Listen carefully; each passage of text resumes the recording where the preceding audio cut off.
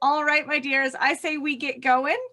So for those of you that don't know, I'm Emily Weiler. I'm the program coordinator for the Montana Public Health Training Center here housed at the University of Montana. And we're excited for our program planning and evaluation training today with the awesome Kimber McKay.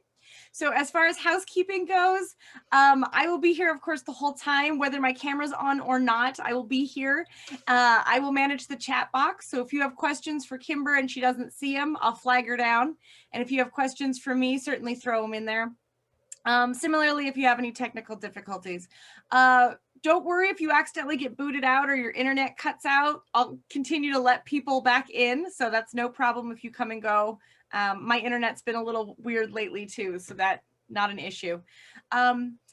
We like to see faces, so if you can have your video up, especially when we're doing discussions, that's great. Makes us feel a little bit more human. But again, we understand if there's bandwidth maximums that sometimes it doesn't work. So I think we'll start with, I need to know where you guys are from, just county-wise. And if any of you are out of state, that's okay, but put your state if you're not Montana. And if you could throw that in the chat box for me where you're from, that would be great. And with that, I'm going to turn it over to Kimber. I'll stop sharing here. Okay, and we'll get going. Emily, did you have another screen that you needed to put up, intro screen, or are we good? Nope, we're good for this one. Okay, and then the evaluation link will be in the chat box afterwards. Yes, so we'll come to that, but yeah, just making sure. As we get to the end, yeah, we'll have an evaluation for you guys like normal, and we'll throw that in the chat box at the end of the training. Yeah, okay, great. Can you guys, what can you see? Can you see a slide that says intros? Yes, but it isn't in presentation mode yet. Okay, let me fix that. Yeah, there we go. Hooray. Okay, perfect. Yes, so along the way this morning, we have a couple of opportunities for you guys to converse amongst yourselves, and then each group that we put you in would elect a person who will report back to the rest of the group about what all you discussed in your breakout room. And so in order to kind of maximize the benefit to you all, what we do try to do is clump you by locality. So like if several people or more than one person from a particular health department or office is present, then we like to put you together in the same discussion room so that the ideas that you have about, programs that you want to plan or initiatives that you need to evaluate can be discussed, on your team. So that was the main reason we're asking where you guys are from. And we sometimes we'll just do that by county.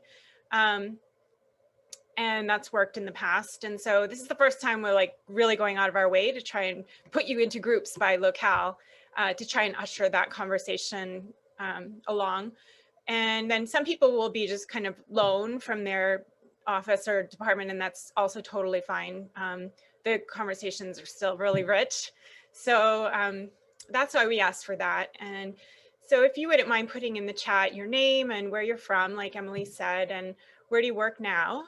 And then just let us know a little bit about what your main duties are at work and what kind of a team you work with. Like, are you alone in your office, or do you have other team members who support you, etc. So as Emily said, my name's Kimber McKay, and I'm a faculty member here in the School of Public and Community Health Sciences here at the University of Montana. I've been teaching here for 21 years, and my original start was in the field of anthropology and doing medical anthropology, which I didn't initially start out doing, but I was researching for my dissertation a very unusual marriage form called polyandry, where women have more than one husband at the same time. And so I was studying that among ethnic Tibetan people in the Himalayas. And here's a picture of me spending some time with some people, a couple of villages down the trail from where I lived during my dissertation research. And so it gives you a sense of the topography and what the houses look like from the exterior. And what happened when I was living there was just a realization that these are people whose lives are very much affected by program planners and program implementers. They are the targets of a huge amount of interest and assistance, quotation marks, in the international development community. Because this district of Nepal, where I'm sitting here in this picture, is quite remote. They don't have electricity, or they didn't at that time. And although you can see in the background in this picture, some electricity poles are going in at the time that the picture was taken from a Pico hydroelectric installation. And they had very serious health challenges there that were a result of a lot of different cultural and socioeconomic and education and health infrastructure reasons. And what I realized was that I didn't really have that much interest in being a part of the international development community at that time. But I realized if you can't influence that industry with, you know, some of the on the ground know-how that I was able to, you know, bring a little bit of a perspective of with my local counterparts, then the industry would continue sort of bumbling along, trying to build programs and implement them without sufficient feedback or intel really from the ground about social hierarchies and the social determinants of health in this particular setting, and all kinds of other things that were affecting the way that I could see, because I was living in the villages, the ability of these programs to reach the ends that they wanted to reach. And I also have spent a lot of time in East Africa, along with some of the people on this call whose faces I recognize or names I recognize, also have worked in that setting. You know, facing similar challenges in those communities there, where these communities are, you know, like a lot of rural and frontier communities around our state of Montana or our region in the Rocky Mountain West, you know, they're the subjects of different kinds of programs and initiatives that are, you know, better and less well planned. And so that really kind of spurred me to join the international development sector, and specifically the global health part of it, and develop my own knowledge of and expertise in program planning and program evaluation. And, you know, in more recent years, that skill set has transferred over to a lot of the work that I'm doing on the ground here in Montana, particularly in maternal and child health initiatives, and working with different people around the state and different entities, also in that program planning and evaluation capacity. So I really love program planning and I really love program evaluation. I love it because I think it's absolutely critical for good work. And I also I find it very comforting because it's fairly recipe book, like it's fairly determined the path that you should strike out upon to get the work of program planning and program evaluation done. This is a well understood, in my estimation, body of work.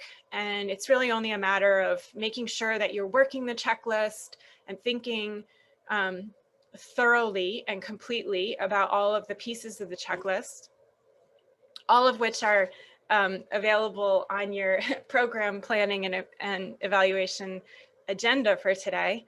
But also bringing your own innovativeness and creative ideas to the table, because there are lots of places along the way where it's not recipe driven, where, you know, you have opportunities to think outside of the box to make programs better. So I love that too. Okay. One of the things that I've done quite a bit of thinking about and working on in different teams that I've worked with is the absolutely critical part of this or stage in program planning that has to do with identifying stakeholders. And if you don't spend the amount of time that you need to spend really critically and creatively thinking about who the stakeholders are in the community that you are hoping to help, you can pretty much guarantee that your program will not reach the ultimate goals that it could.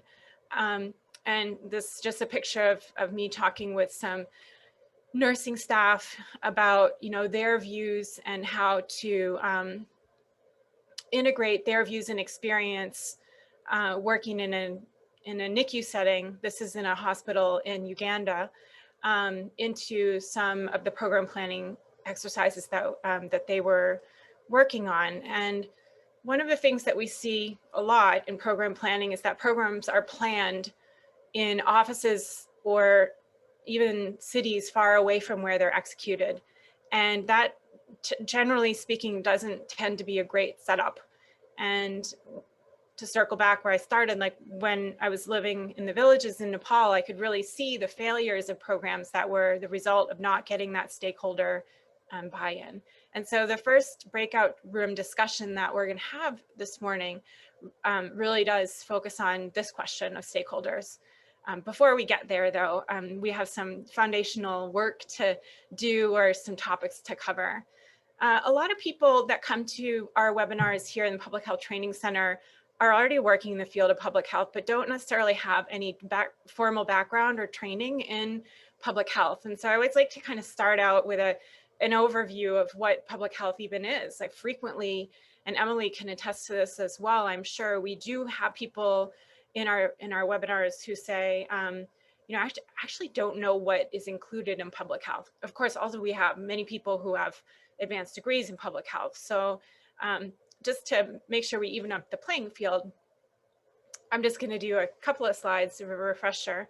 The main areas that are considered to be like the core for public health work are on the slide here. So that includes behavioral science and health education, biostatistics, environmental health, epidemiology, and health services administration.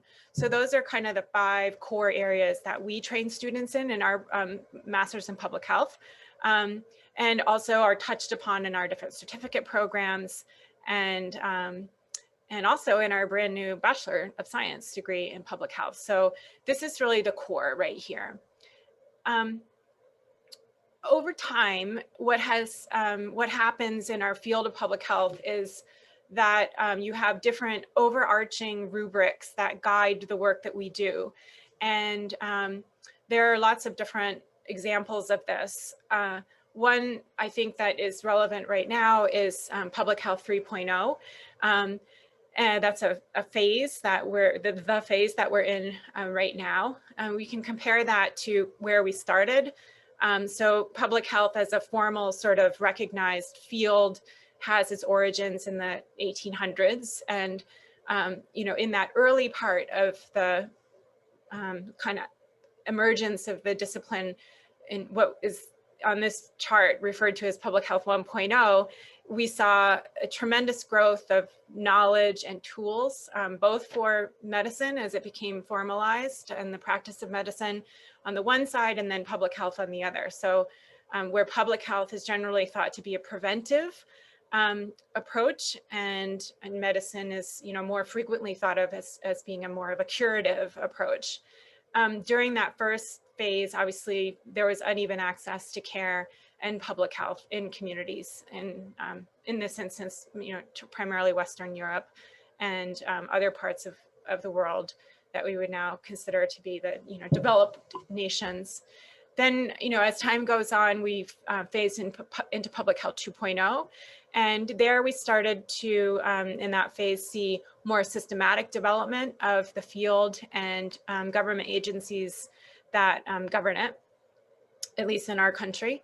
And during that Public Health 2.0 phase, it's understood that focus was limited to traditional public health agency-based programs and public health initiatives that were, generally speaking, more targeted, more disease focused, and the like. Now, if you compare that with Public Health 3.0, the phase that we are considered to be in now, you see a much more holistic and multidisciplinary way of doing things coming in. And so the engagement of multiple sectors and partners across the community to generate a collective impact.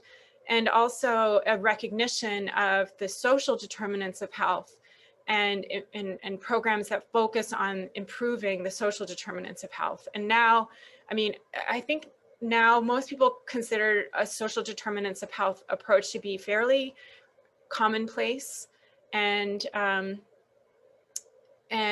mainstream. And that from my perspective, as somebody who came out of the social and behavioral sciences, but particularly the social sciences, really, you know, focusing on culture and cultural differences and social and socioeconomic differences between and within communities and how those affect health. I'm thrilled that the social determinants of health approach has become so mainstream. We also teach a lot of different webinars in our public health training center, and I actually offer one just about the social determinants, which I taught actually a few weeks ago, and I think some people on this call were in that. I think Trina might have been in that one, but in any case, so that's kind of how the field has, like broad overview, how the field has evolved. I'm going to share a different screen, if you'll just bear with me.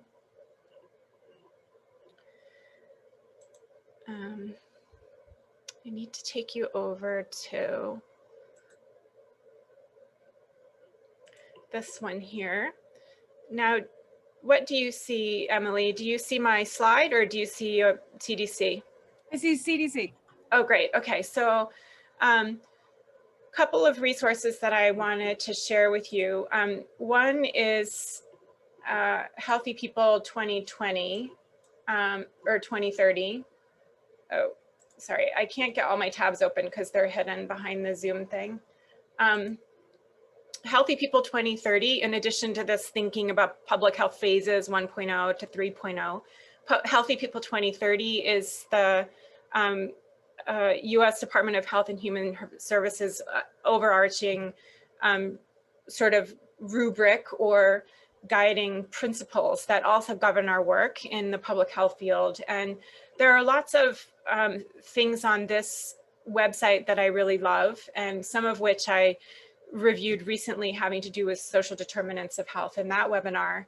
But what I wanted to highlight for today was how the Healthy People 2030 website, which is very recently updated from the Healthy People 2020 website, has a lot of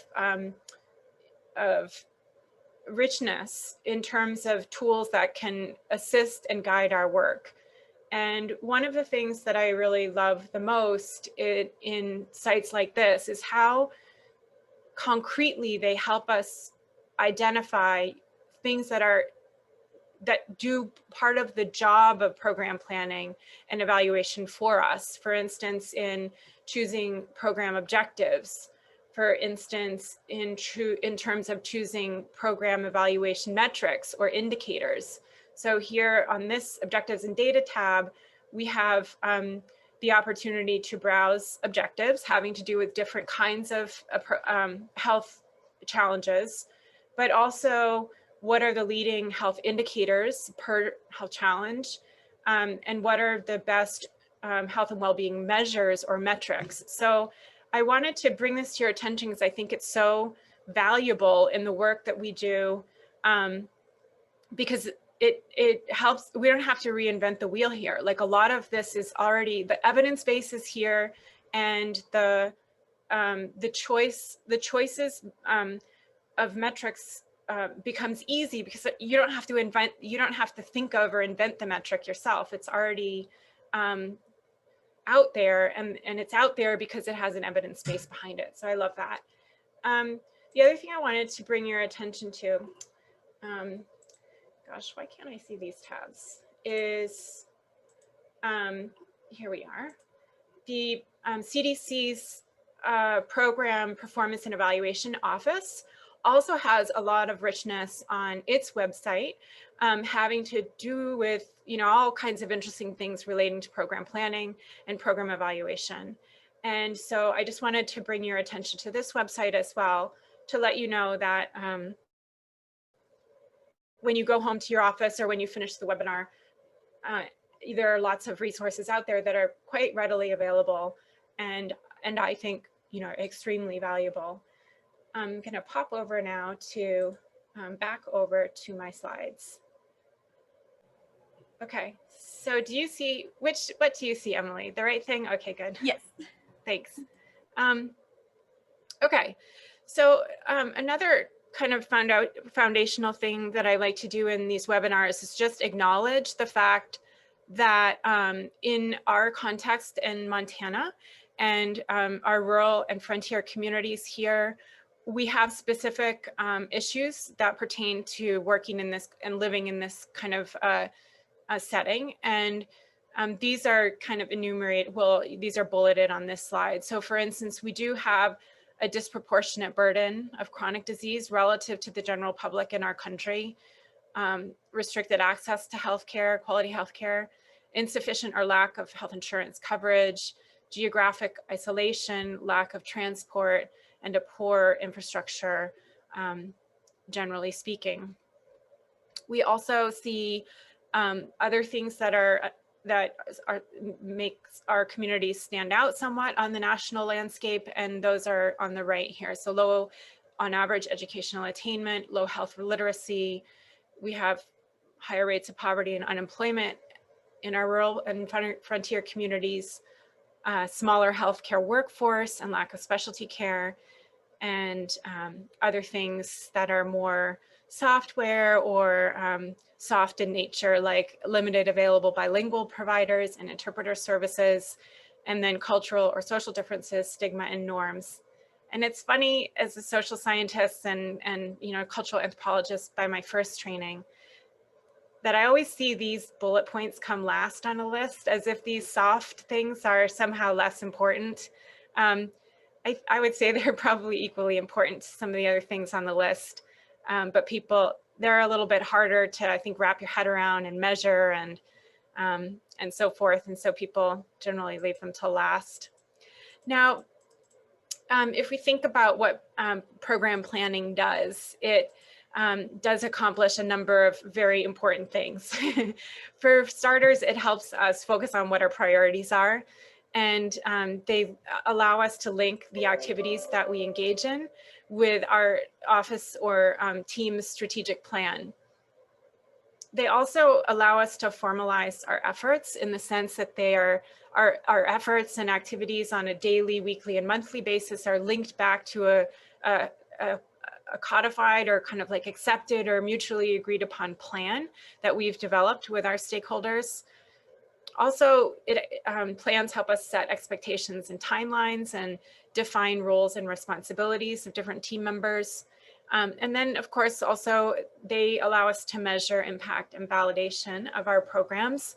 And last and certainly not least, they help us provide continuity through change. And change is, of course, inevitable, and it seems like change is very frequent in health departments around our state, because a lot of the people that work in them find themselves chasing after the latest RFP, the latest grant opportunity, and so forth. And so one of the things that I've observed is that there is a huge amount of change in program initiatives and also, unfortunately, in personnel and personnel turnover. What a plan does is give some sense of continuity, because, like I said before, it's kind of a codified, like on paper, mutually agreed with stakeholders who tend to be those in the community who are there year in and year out. And so it gives, say, new people who come into the office or new staff members that you're inducting a place to start. And what I love to do in writing program plans is develop preambles that can be, that are the same, no matter what plan we're looking at. There's a section of it that remains roughly the same from one to the next, and that is the piece that provides the continuity. And how you do that in any given office is really unique to your setting, but is something that I think is really worth thinking about. In terms of using evidence-based programs, like I was mentioning before, are available to us on the CDC website. and also through Healthy People 2030.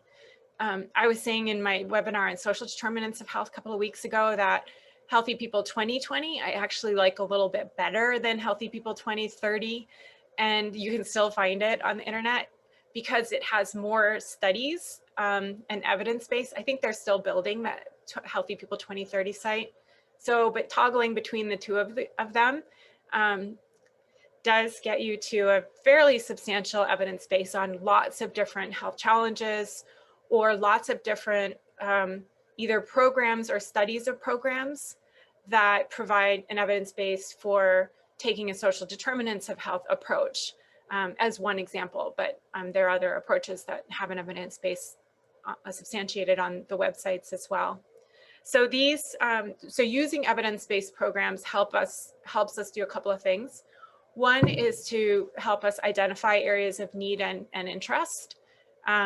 This is especially helpful for people who are relatively new to their field.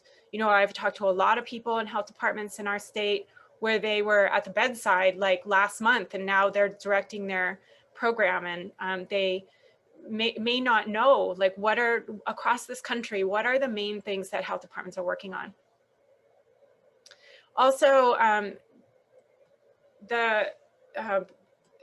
this evidence base gives us other tools, like it helps us identify the policy environment that's relevant, or helps us think more creatively maybe about what environmental supports are in our community that we didn't realize, or health benefit designs. Evidence-based programs also supports outcomes evaluations, which are the second half of our time together this morning, all about evaluation.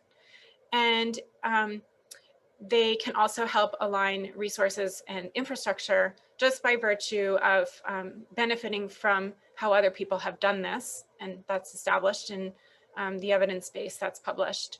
So I always say that it's good to start out with a mission statement that is a solid one and really only takes 2 or 3 sentences. So if you're getting ready to start a program planning process, one of the best things to do is to start out with your team, or maybe with yourself if you're alone in your office, by just coming up with like an elevator speech, you know, what you could say in between, you know, floor 1 and floor 5 in an elevator if somebody asked you what your program was about.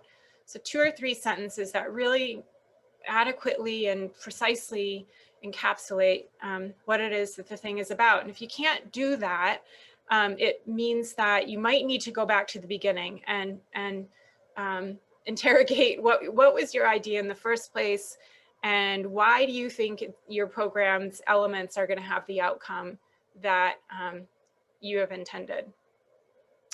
So in order to get toward building a mission statement, you have to ask some of the right questions. And so, for instance, you probably should start with thinking about who you're targeting and be specific about that. If you're too general, you can introduce measurement problems, and I'll discuss later in the morning today what that can look like. You want to identify what you want them to do. Like, again, precision, the program components or activities. Again, precision is the key. You want to know how much you want a particular behavior to change, like a particular health behavior. Say, for instance, maybe your program is focused at obesity, and so you want to increase physical activity. You know, a good question to ask yourself is, you want to increase it by how much? And there are some ways to answer that question, like you want to go from, you know, X% to Y%, or you want to move the dial from 10 people doing a certain thing to in a group to 20 people doing a certain thing in a group, or what have you. Or you might want to say you want to have at least 30 people doing something, or you want to have no more than 10% of people affected by something, etc. So the more precision, the better. And then last but not least, you want to think about when you want to see the behavior change happen. So make the timeline specific and bounded, but also reasonable. So don't aim for change that is impossible to get in the period that you've defined. And generally speaking, the more modest, the better here, because change takes a long time. A little later in our time together, I'll be drilling down in much more precision and specificity into how you think about some of these questions, but this is just a little bit of a broad overview. Okay, so question here, what's wrong with this objective statement right here? So the statement is, our objective is to increase participation in the health assessment. Does anybody want to chime in about problems they see with this statement? There's no baseline, so increase from what to what? Yeah, absolutely. What else? Anybody?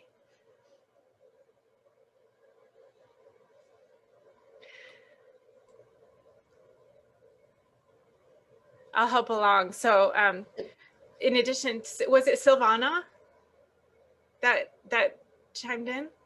Did I say it right? Yep, that's right. There's also Dawn in the chat box says no specifics about how much or when. Perfect. Yes. Thanks, Dawn. Absolutely. So we don't have information about a bunch of different things, like who or what, how much, by when, better, would be something along the lines of residents of X neighborhood. The what is there still, how much, from 30% of households to 50% of households, and by when, something much more precise. So these kinds of, this kind of thinking, I think, leads right into the next thing that I want to talk about, which is action planning. So when we do plans, we want to do fairly detailed plans that specifically support program objectives. For instance, that delineate roles and responsibilities, the timelines, what are the resources that are going to be needed to execute the plan, both financial and non-financial, what communication strategies will the team be using to disseminate information out to the stakeholders or the community, what data sources or evaluation strategies are going to be used, and so forth. So again, here we're still like pretty high level in our thinking about, you know, what are some of the conversation pieces that we would want to have just at the beginning stages of starting on a program planning exercise. And these are some of the things that you would want to at least have a general conversation about with your team or other local people that are going to be involved with the work. What I want to do next is talk about a couple of different models to getting this done. And I'm going to land ultimately on the logical framework approach, which is the one which is the most commonly used by CDC, but also by different health ministries around the world. And it's the most familiar to a lot of people. And so, you know, you could stroll into any international non-government organization or government organization or local non-government organization, pretty much any country in the world, and ask what their logical framework is, and they would be able to tell you. So it's very common, but it's not the only one out there. And so I wanted to just at least briefly expose you all to three other ones. One is the RAND model, getting to outcomes.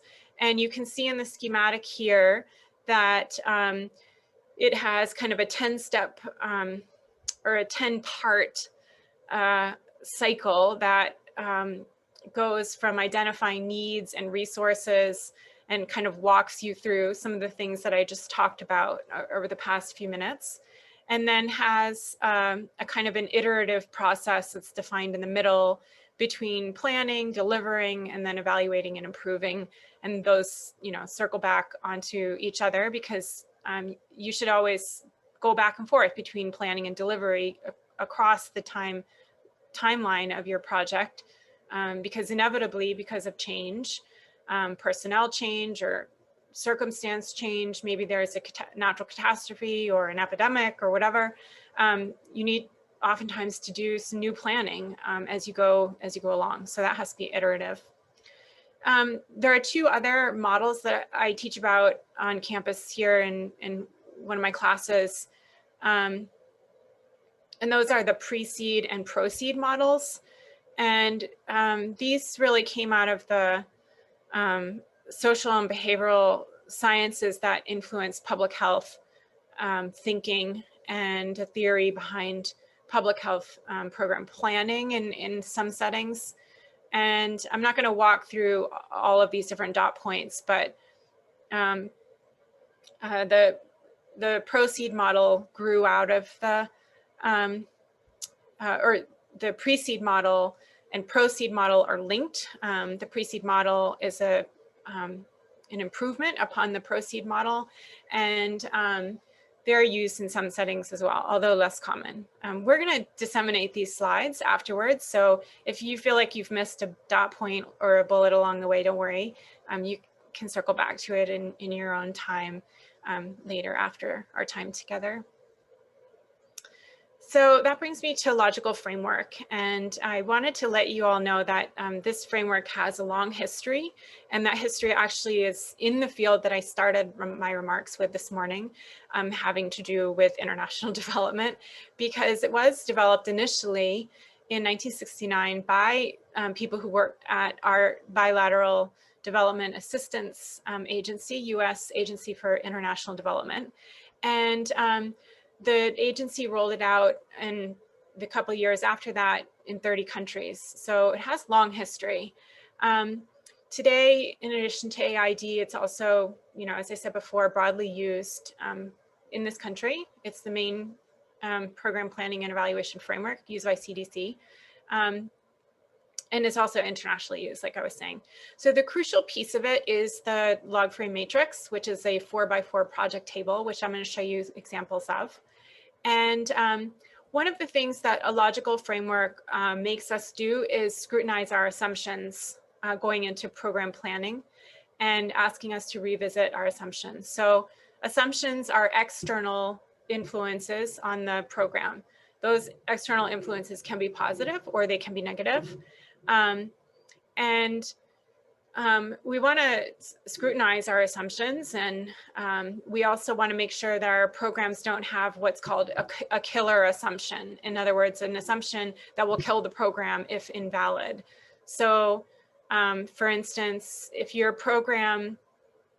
developing a program in a setting where the political situation is unstable, but your program depends upon political stability, that is a killer assumption. You can't you can't design a program based on the idea that the political environment will remain stable when you're working in, say, a war-torn country or in a setting where you cannot rely upon a particular administration, et cetera. So we see in our state and in all states, as the governor's office kind of cycles between the parties, that new people are appointed into positions, and those new people have new agendas and new emphases, and that's totally normal and totally expectable. So it wouldn't be a great idea, for instance, to plan a program in November of an election year, which has the assumption that all of the same people are going to stay in place and all of the same program emphases and flows of money are going to stay in place. That would be a killer assumption. And so that's just a couple of examples of that. Okay, what are the main features of the log frame approach? The first I've already talked about in here, that stakeholder involvement. The second is that it takes a needs-based approach. So it looks at what needs in communities are and focuses on addressing them. It has a very logical framework. It has a very logical way of thinking about program activities and their linkages to the problems that they're supposed to be resolving or addressing. So another way of thinking about that is that the approach is a series of if-then statements, and I'll give you some concrete examples in a moment. It gives us a framework for looking at relevance, feasibility, and sustainability.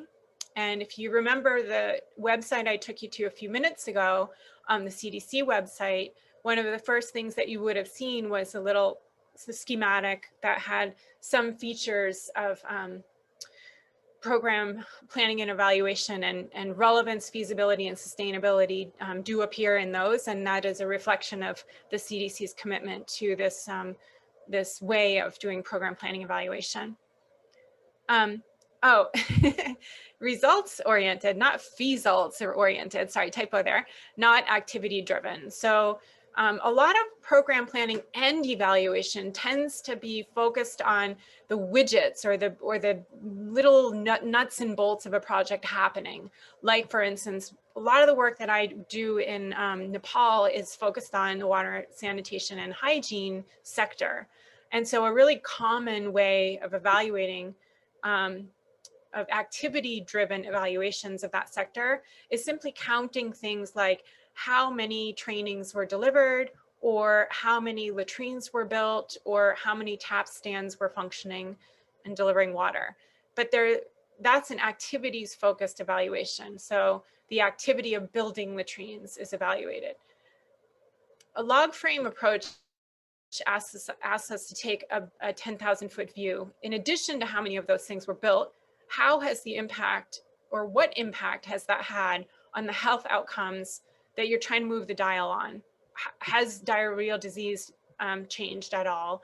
Or other smaller or more focused goals, like how has hand washing changed as a result of having tap stands installed, etc. So there are different levels that you can focus your program evaluation on, and a log frame approach takes a results orientation, not solely an activity orientation. So it logically sets up the objectives that you've identified and describes their causal relationships with the outcomes that you're aiming for. And then it can show us if objectives have been achieved by the appropriate selection of indicators, which come in at the evaluation stage. And last, it describes external factors that influence the project's success, like I was describing before, those assumptions. Now, when we talk about the matrix, like I said before, that's one of the most important, it's like the centerpiece of a log frame approach. It boils everything down into one single 4x4 matrix and really helps other people who are trying to learn what it is that you're doing in your program. So the matrix is used to present information about your objectives, your outputs, and your activities systematically and logically. And it contains 16 cells organized into 4 columns and 4 rows. So this is what it looks like. So you have on the left column, you have goals, the project purpose, the outputs, and the inputs. And we tend to read these matrices from the bottom up. So you start with your inputs, your inputs lead into your outputs. Your outputs affect your project purpose, and the purpose of the project affects your ultimate goal. Across the columns, then we have first your objectively verifiable indicators, your means of verification. In other words, how are you going to verify those indicators? And then your critical assumptions. So here are some if-then statements that help explain. So the idea is that if you put these inputs in, like say for instance, staff time or trainings held in the community or X number of vaccines or whatever, and your critical assumptions are met. In other words, your staff time will be used wisely, your members of the community will come to the training, there will be appropriate and enthusiastic uptake of your vaccine, those are your assumptions, then your outputs will flow. You were able to deliver X number of vaccines, you were able to train this many people, and you were able to use your staff time doing XYZ. So what I love about the matrix is that if you think about these arrows each time as you go through the chart, it really concretely helps you identify, like, what am I doing? Why do I think it's going to work? And how do I think it's going to work? And I find that very reassuring and comforting. Of course, it's not waterproof, but it gives us somewhere to start, and it forces us to think things through. And it seems like so kind of simple when you put it on the slide like this, but I can't tell you how many times I've been working with different development organizations, different kinds, where they just missed a step in their thinking. They didn't use log frame approach, and they just kind of missed a step, and things went sideways, or they ended up spending all their time doing something that didn't end up being advancing the work toward, moving the dial on the health indicator or whatever. So, okay, so now I'm coming to step 1 out of 10 steps in the log frame approach. That's defining the problem. So there are 7 sort of what I call minimal essential requirements for defining a public health challenge or problem. The things that you want to know about the group that you're supposedly going to be helping. One is the population age and sex structure. Like, do you live in are you trying to help a really old community on average? Are there more women? Are there more men? Things like that. What are the relevant morbidity or illness or mortality stats? What is the epidemiology and geographic distribution of the problem? What facilities are available to help and sustain the work? What is the available person power that you can bring to bear on the problem? What are the available training facilities and capacity?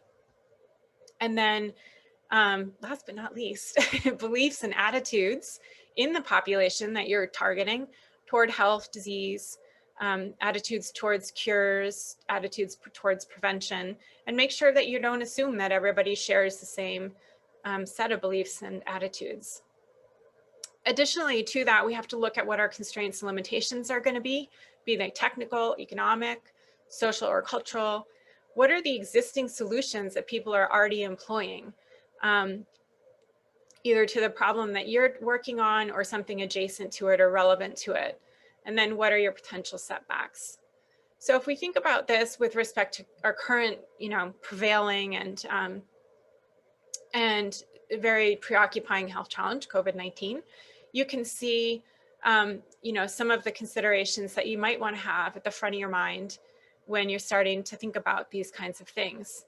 So the considerations are on the left, would be things like, what is the utility of the intervention in prevention or diagnosis or treatment, economic feasibility, durability, sustainability, ease of use for users, and adherence to quality and safety standards. On the right here are some metrics that you could use to help you understand some of these different considerations. Like, for instance, the utility of the intervention. How does it compare to the existing standard of care? For instance, in the testing scenario, COVID-19 testing scenario, do we want to have limited testing versus universal testing? What's going on there? And so building a chart like this that starts to help us put some thoughts on paper about what are the kinds of things I'm thinking about, and this left column can, remain the same depending, typically this is a standard one that you can apply to a particular programmatic challenge or initiative that you're pursuing.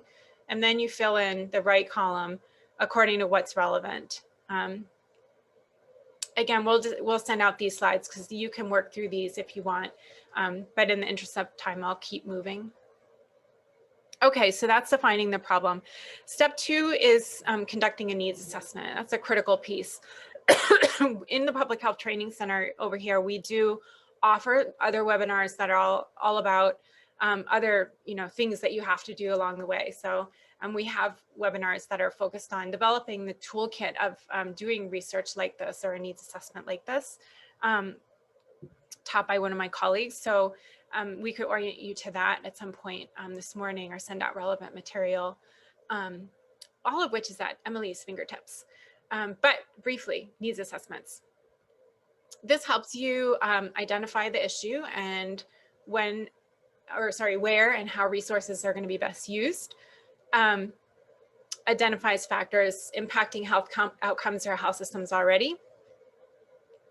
The needs assessment should be evidence-based and problem-focused, and data from the appropriate population or a subsample thereof can be collected through a variety of different means, surveys, questionnaires, focus groups, meetings with stakeholders, or personal observation and interviews. There are lots of different methods that are used to conduct needs assessments. And we can also collect information through a scrutiny of existing records like demographic data or vital stats, hospital records, and literature reviews and things like that. There are questions about how you sample or subsample a population, which are relevant, which ask us things like, are we going to randomly sample or purposefully sample? Will we have a stratified sample? And what effect size are we aiming for? And what would our contact method be? Now, these are some needs assessment considerations that I think are good to just review here. For the purposes of this webinar, we don't have time to kind of work that particular process, but like I said before, we do have other trainings that are focused on this kind of thing, research design and data collection. So, but these are some of the things that should be front of mind for those of you who are at the needs assessment stage. And the great thing is that there's, you don't have time to attend a webinar right now on this, or there isn't one happening at a convenient time in your program planning cycle. There's a lot of information about doing this on CDC and tons of stuff on YouTube and things like that. Now we're going to go back to the mission statement, and here there are a couple of considerations. First, you want to draw the attention of your clients and colleagues and potential funders. So a mission statement, in addition to being short, 2 to 3 sentences, like I said before, it should be grabby. It should make your listener want to know more. And that's really important for those of us who are regularly working with elected officials in our area, or maybe convincing, like for instance, our county commissioner, that the work is important and that they should buy into it. You want to develop a mission statement that's going to be grabby and that won't make people's eyes glaze over right away. Like I said before, I like to think of it as an elevator speech kind of a length. It narrows the focus, and it should be precise. So you don't want to say something like, I want to eliminate diarrheal disease. Instead, you should say something like much more concrete, like I want to reduce diarrheal disease in Ward 1 of the village from 80% of household members afflicted to afflicted at least once monthly to 20%. That's my goal. And if I were hearing that, I would say, my next question would be, that's really interesting. How are you going to achieve that goal? That's a great goal. And that's partly because I'm really fascinated by diarrheal disease interventions. But what I'm saying is, I think that, you phrase a mission statement in a way that does a couple of things. Doesn't just describe the program, it catches the attention of your listener. So for instance, a mission statement having to do with our COVID-19 testing model or example could be something like, you might want to start by saying, expanding COVID-19 testing allows infected people to know that they should avoid social contact as well as contact tracing. And this allows a more precise and cost-saving strategy than long-term social distancing or stay-at-home orders, something like that. So, as an example. Okay, steps 4 and 5 are the last things that I'm going to talk about just now before our poll. And now I'm running slightly behind. So sorry if we're not matching up exactly with the agenda, but we'll finish on time, I promise. Okay, identifying stakeholders and understanding their perspectives.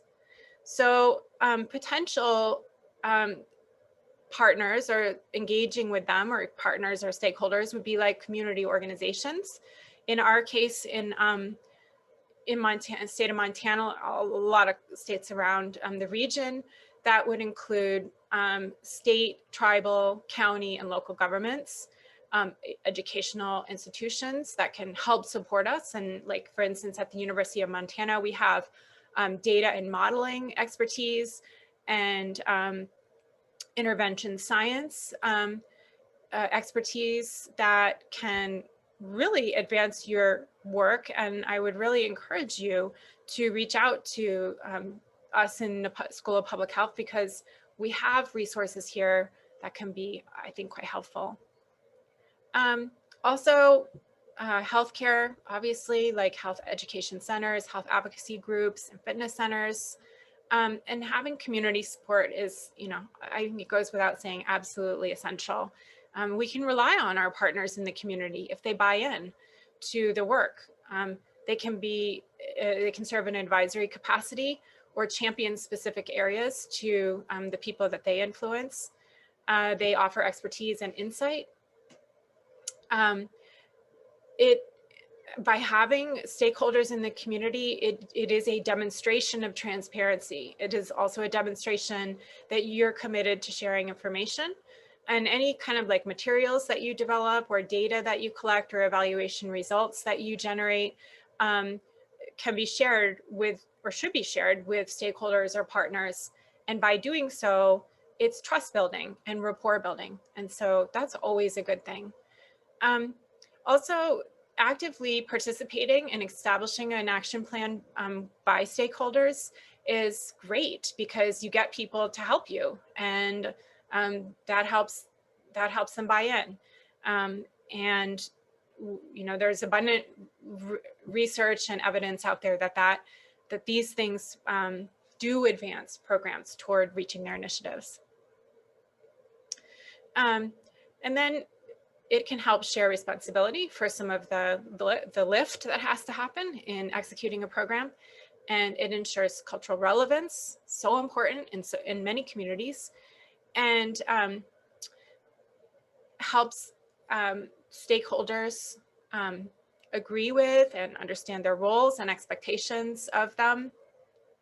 And people can be expected to participate if they agree to be partners or be supporters. They can involve themselves in a whole variety of ways in the work, which are listed here. Oops. I somehow duplicated my slide. I'm sorry.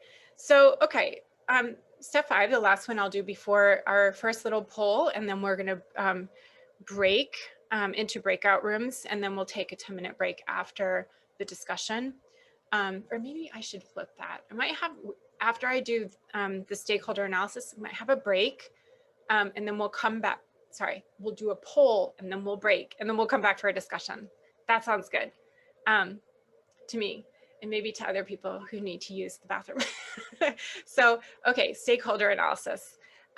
This gets us thinking about our stakeholders critically, compassionately, and strategically.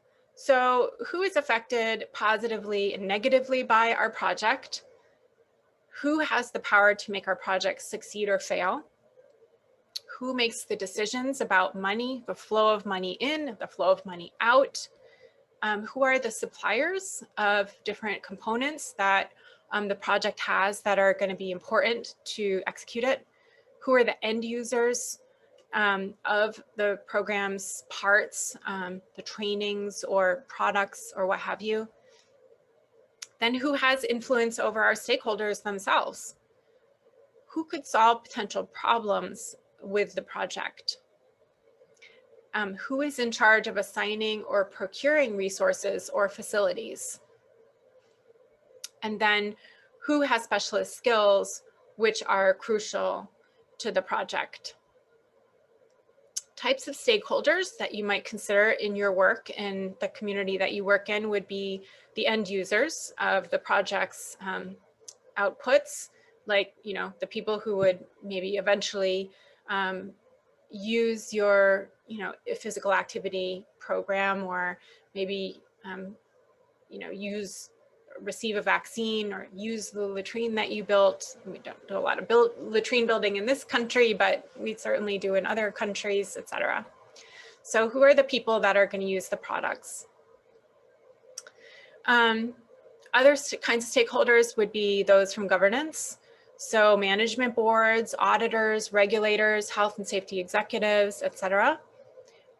We have your influencers. Those are people who have the ability to change the direction of a project or program, like local newspapers, local unions, local opinion leaders, religious leaders, tribal council members, etc. Then you have your providers, and that's pretty much anybody who provides services, resources, or other critical needs to the project or program. So a stakeholder is basically any individual, group, or organization or community that's got an interest in the outcome. And the analysis is to identify things about them that you are going to want to have at the front of your mind and, you know, acknowledged with your team members. What are the needs and interests of these people? And how do you work with what your stakeholders' needs are so that everybody wins, or at least everybody has a small win? The analysis also identifies who should be encouraged to participate and specifically at what stage of the project, any potential risks that could put the program itself at risk that different kinds of stakeholders could bring in. Like, for instance, you might find it important to have a particular kind of opinion leader on board, but maybe that opinion leader isn't as influential in all segments of the community as you wish they would be.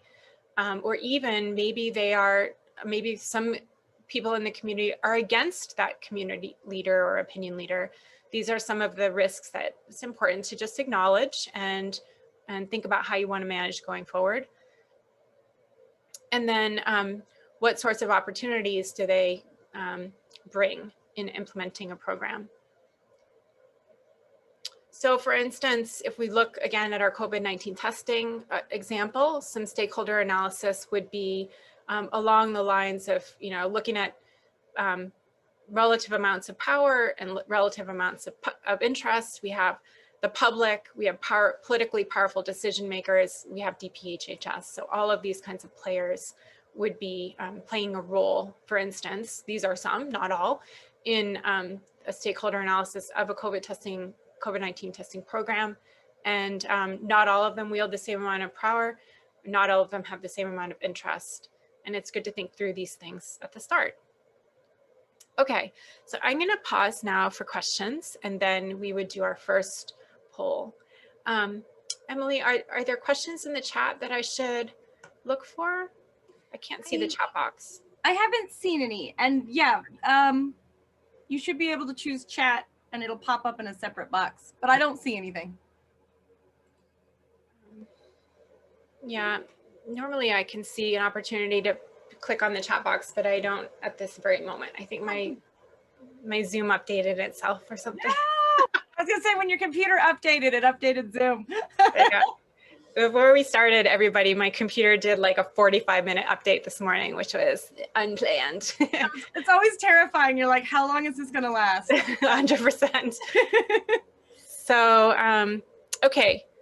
If you're not seeing anything in the chat box, Emily, I might pause there and sorry, I might stop there. And if you would put up that first poll, please, and everybody will please fill in the poll and then keep it in mind, because then we will break for 10 minutes. People can use the bathroom or what have you. So the question in the poll is, who would you expect your community's most important stakeholders in community health to be? So please pick the top 3, so you can pick more than one. So pick the top 3 in your community and try and think of a specific program that you have in mind, like maybe tobacco cessation, maybe it's, you know, COVID vaccine, COVID testing, don't know what's on the front of your mind right now, or maybe a program that you're thinking of planning. But who would the top 3 stakeholders be? Then after you fill in the poll, let's please break for 10 minutes. So I have 9:07, so we'll come back at 9:17.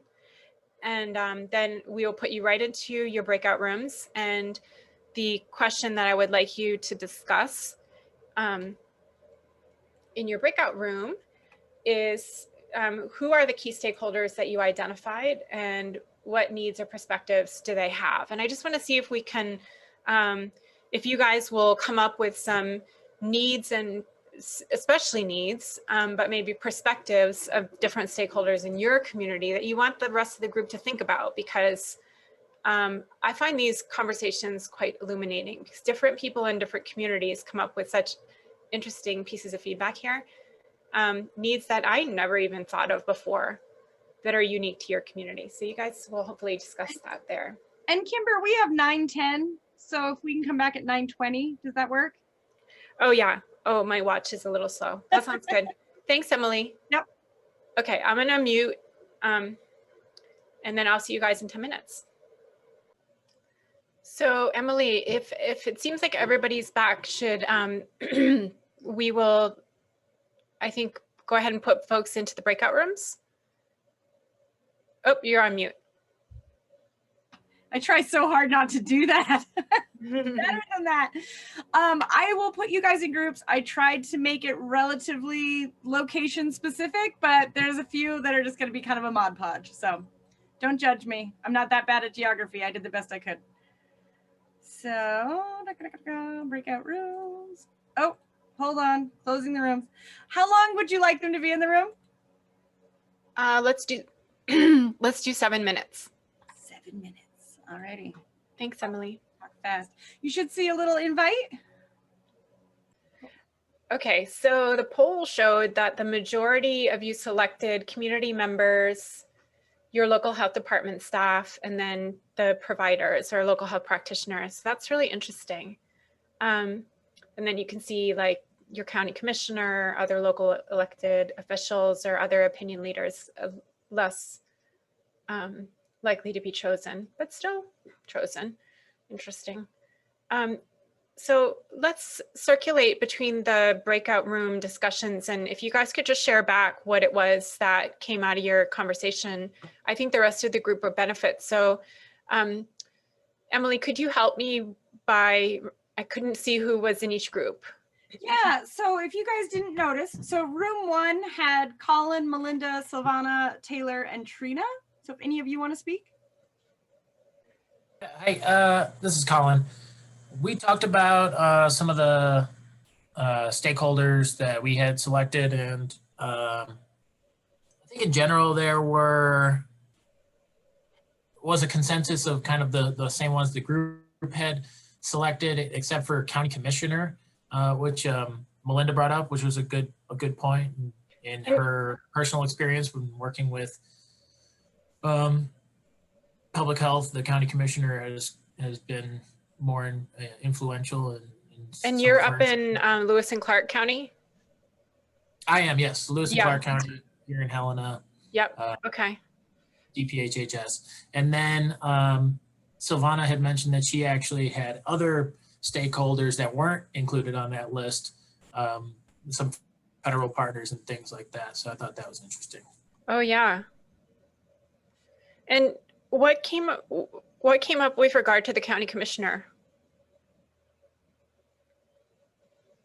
If you want, I can just answer. I found that the health department's decisions were affected by the county commission. Yep. So I think a lot of members of the public thought it was the health department that was the key stakeholder, but you could see behind the scenes the influence of the commission on those decisions. Interesting. And somebody else in our group mentioned that the county commission has to sign off on all agreements and contracts. Yes. So I'm not sure people always understand the direct relationship between the commission and the health department. Just making notes. Melinda, thank you. That's really interesting. And in our state, as you guys know very well, this is really relevant right now, having to do with the bill before the legislature about who has power. If it's the health officers if it's elected officials, et cetera. So this is really very much, yeah, a friend of mine for a lot of Montanans right now. I'm not sure how it is. We have folks from other states on this call, so not sure how that looks in your locality, but yeah, definitely something we're thinking a lot about right now in our state.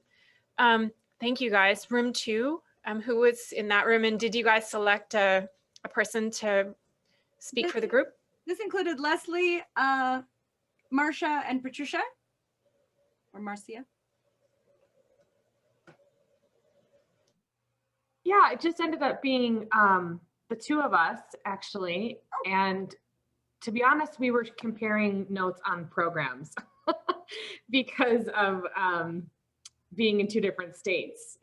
I was very interested to know what she was doing. So we didn't quite get to the question, but we learned a lot about, I think, each other's programs in the brief period of time that we could.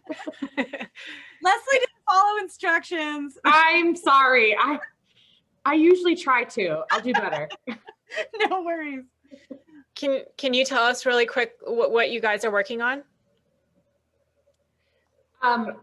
I oversee our state home visiting program here with the Department of Public Health and Human Services. So that's the federal maternal, infant, and early childhood home visiting. Yep.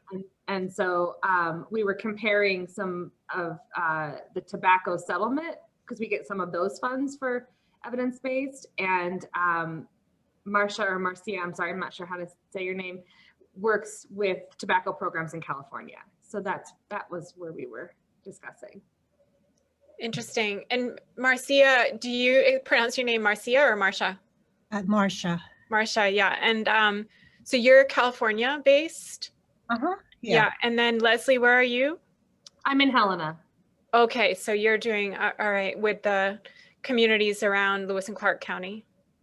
Well, my lens is the state. I see. Okay. But yep. I'm a resident of Helena, Montana. So I see. Okay. And Marcia, where in California are you? Are you in an urban or a rural setting? Urban.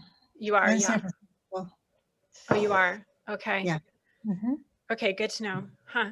You must have a lot of interesting stakeholders that you would have brought into that conversation. Had you guys had time to get to that part, but thanks for sharing what programs you're working on. That will inform my remarks going forward. And okay, what about group 3, room 3? Was Erica, Ethan, Joshua, and Molly? Who is your elected speaker? Ethan, I see you smiling. It must have been you. We're gonna make Ethan do it. I don't know. We really had one, but we just kind of talked about the results of the poll and how everybody had really similar answers. And then we kind of did just some basic discussion on different projects we are working on and how this is relevant for that. And just, we kind of have some different perspectives within the group. So yeah, I don't know that we specifically talked about the questions, but we did kind of get into, the importance of stakeholders from each of our different perspectives. So we kind of got there in a roundabout way. And I know that you work a lot on COVID. What other programs were represented in your conversation? If others want to speak up, there are a couple of us from UM, kind of looking from myself from a research perspective. And then, I do work some on COVID and then more with air pollution too, and that type of research perspective. And then That's right. Yeah. So there were a few different perspectives represented in our group, I guess. Mm-hmm. Josh, I noticed that you had indicated Lake County in the chat box. Is that where your position is? I always make the mistake of thinking you as a UM person, but then I realized when I read your comment that that's probably... I try to keep it simple and adhere to what I was asked to do. Yeah, I'm still at UVM, so working on my PhD and my master's. I graduate with a master's this summer. This spring, sorry. Yeah. Yep, and up in Lake County. And then Molly and Erica, where are you guys from? Can't remember from the chat box. I'm in Missoula. Okay. doing teen dating violence and sexual violence prevention. Oh, excellent. Yeah, one thing that I thought was a good point that Erica actually brought up was, you know, a lot of folks mentioned that community is important. It's important to get community input, but how often do we actually really see community input?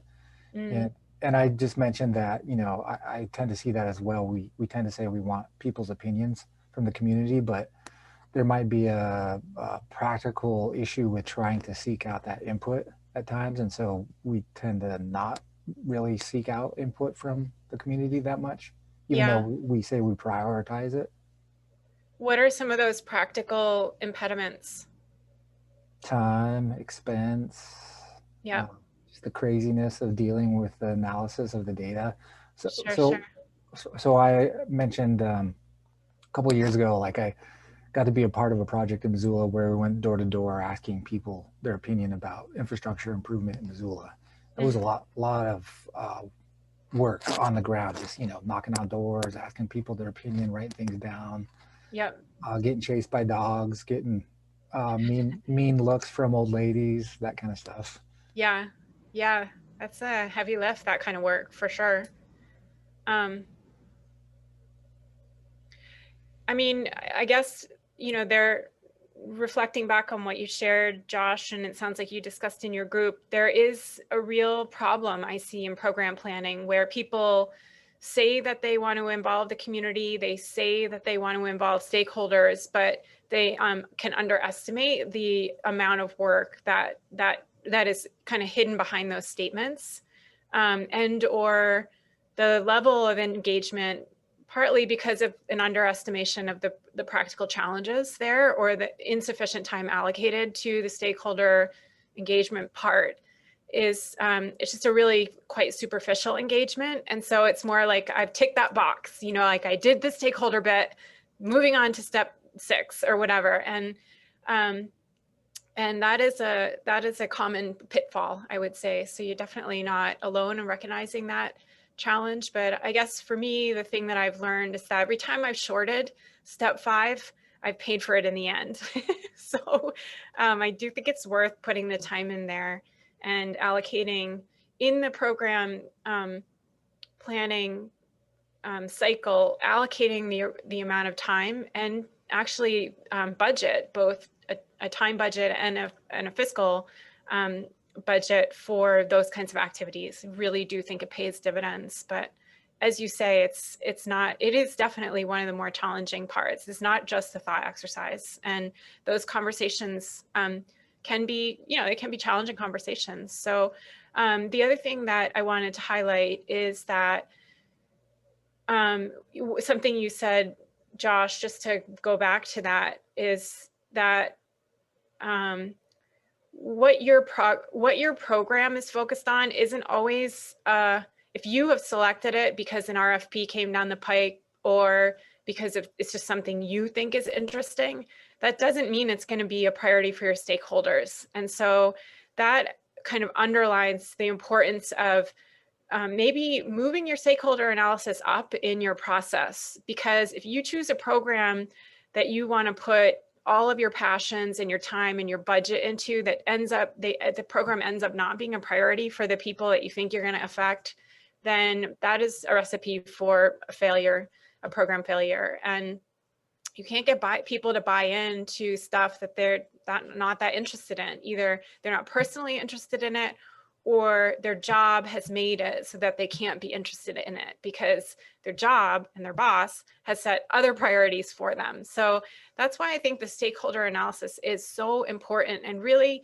taking the time to think through what are the main goals of people I work with or want to work with in my community, and how can I match the existing RFPs or the existing programs that are coming through the CDC or the state health infrastructure. How can I match up those things with what the stakeholders want and need so that they can win and we can win?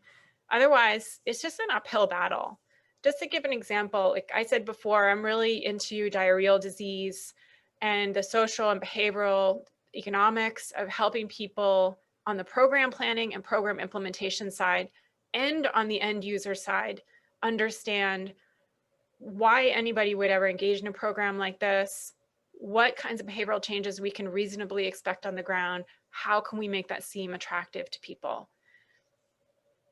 I put years of my work and energy and passion into programs having to do with this sector in global health, when in reality, the problem that the community, one of the communities in particular that I was working with, the main problem that they had and that they were starved for assistance with was alcoholism. They had uncontrolled alcoholism. They didn't know what to do about it. This is in one of the remote Nepalese villages I'm talking about, just over the border from China. A huge influx of very cheap Chinese vodka, which was cheaper than a Coke at that time. And no community internal capacity to deal with it. Along comes Kimber and all of her cadre from Kathmandu with their diarrheal disease program. People were just like, that's great, but we have this other problem. And I'm like, well, I have funding for this other problem. And so I really wish, this is just one example of many mistakes I have made over the years of where I started with I just started in the wrong place. Was it a needful place? 100%. Was it the place that that community needed at that time? No, it wasn't. And it really impeded progress. So I really appreciate that you brought that up, Josh. Thank you. I feel like we might have had one more. We have two more. Two more, okay. Room 4. Room 4 was Dawn, Ellie, Chris, and Maddie.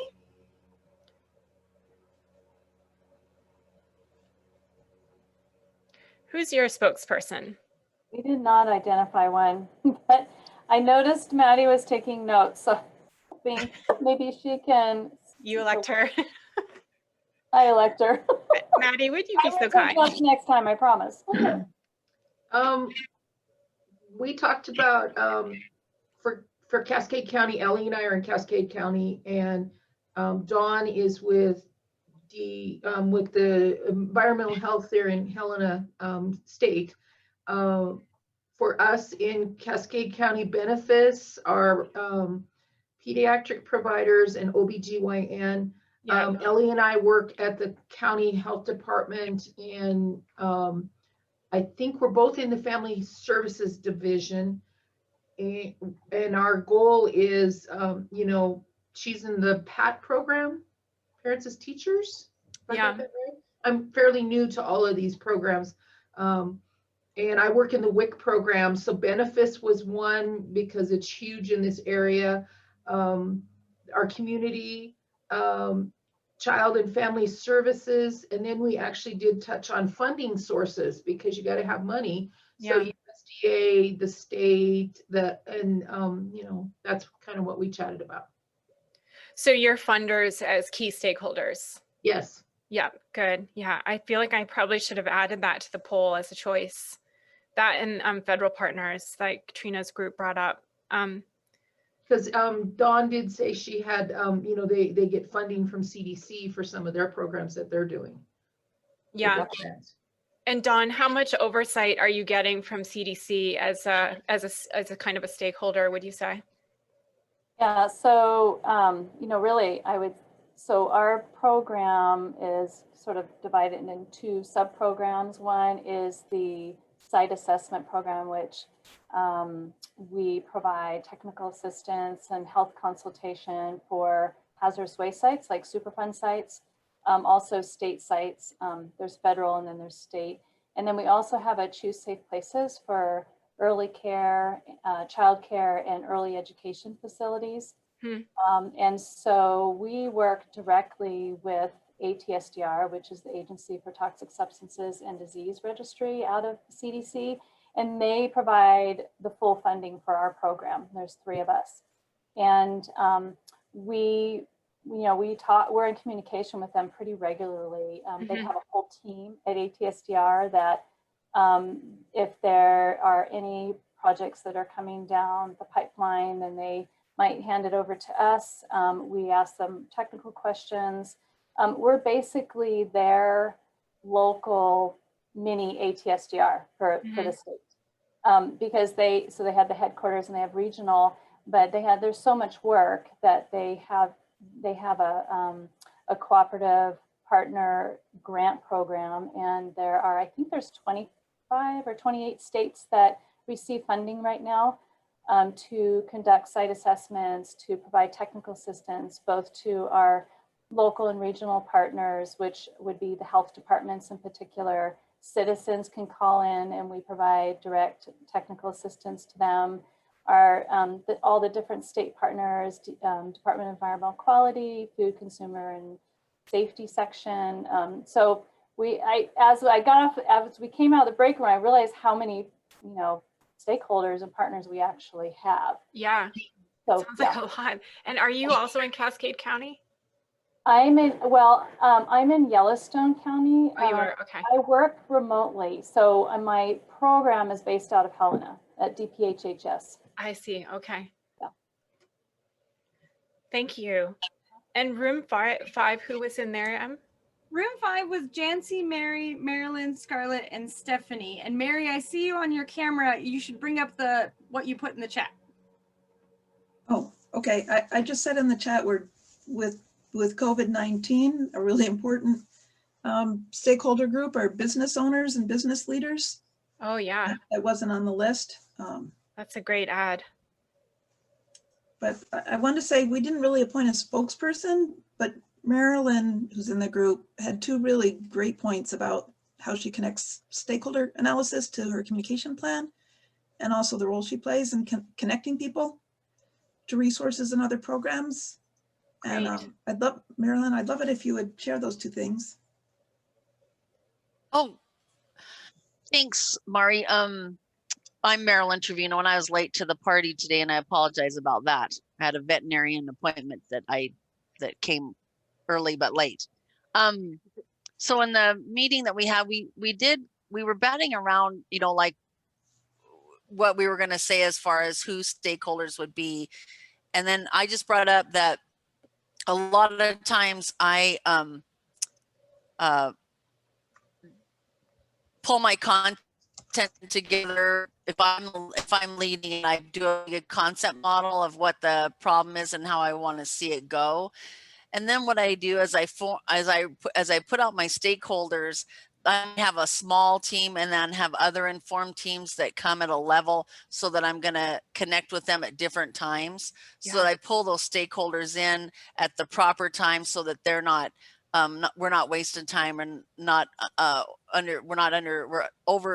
overburdening them. Yeah. However, but that we're thinking about every stakeholder that, like if we were going to procurement, we would want to make sure that that stakeholder was brought in at the right time so that we didn't get all the way almost done with the project and procurement kills it.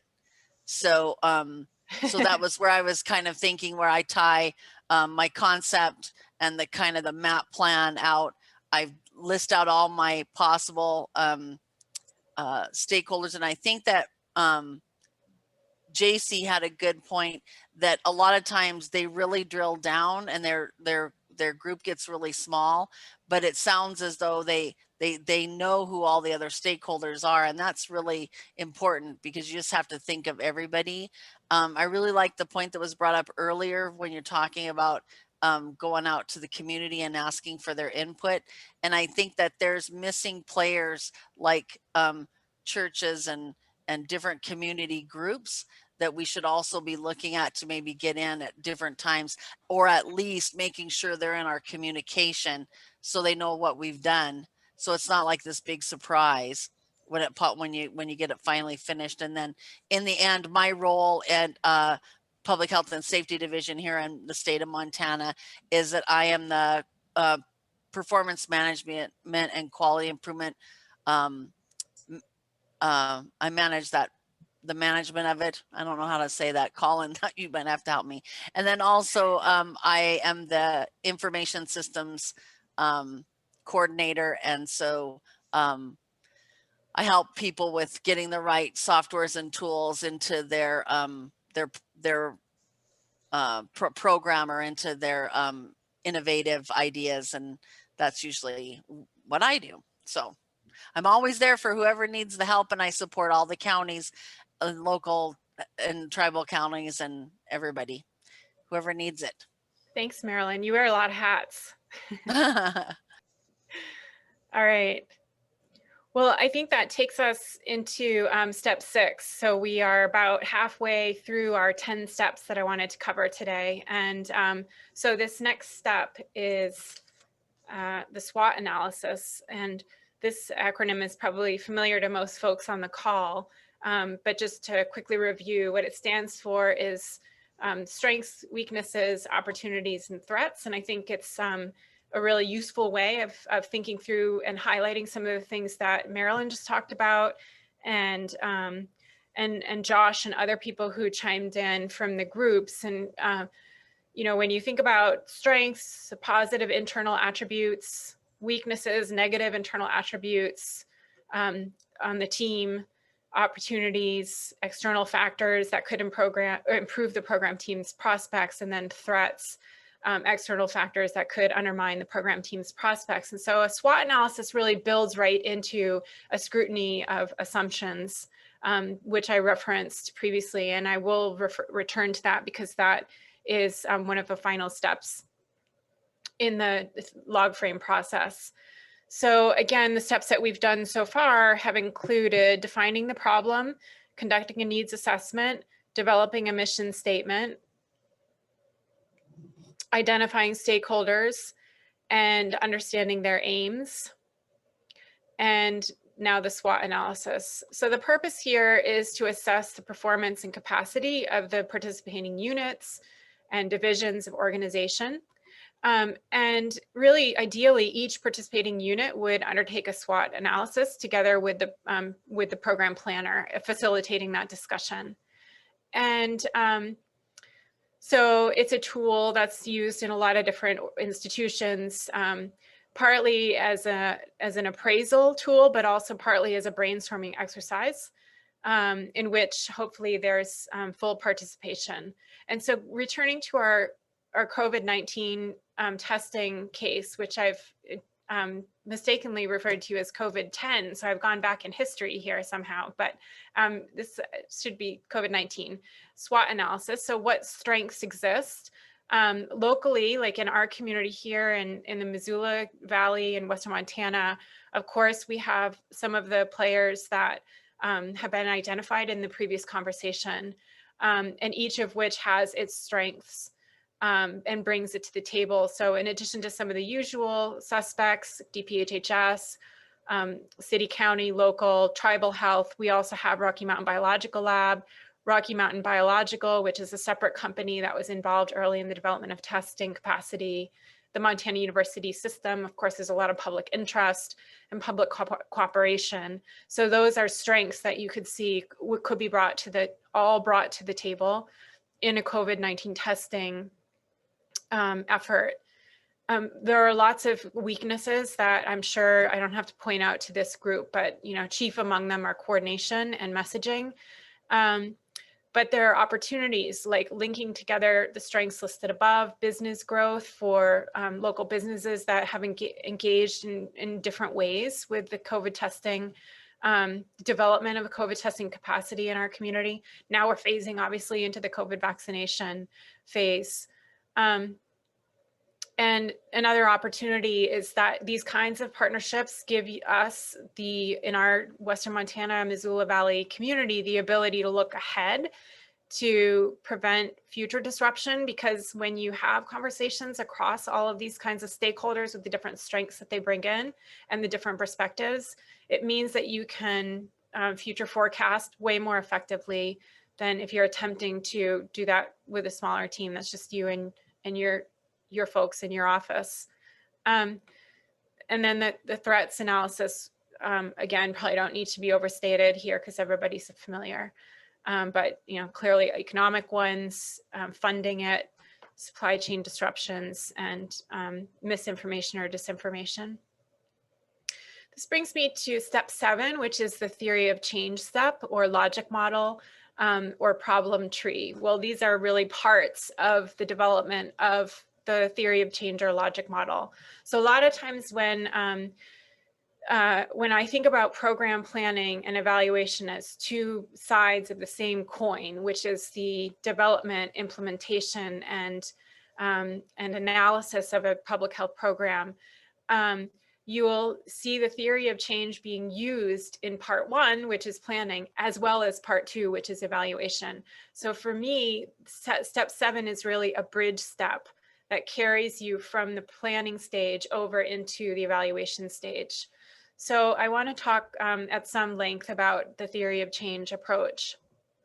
So the purpose of this stage is to identify major problems and that you're focusing on, and what are their main causal relationships. So when you're developing a theory of change, your job is to make a statement about what is your idea about the problem that you think you're going to be solving in your program, and why do you think your program or your project or your initiative is going to have an effect on that problem that you're trying to resolve. And so oftentimes we see a lot of misattribution, especially with bigger and more complex problems.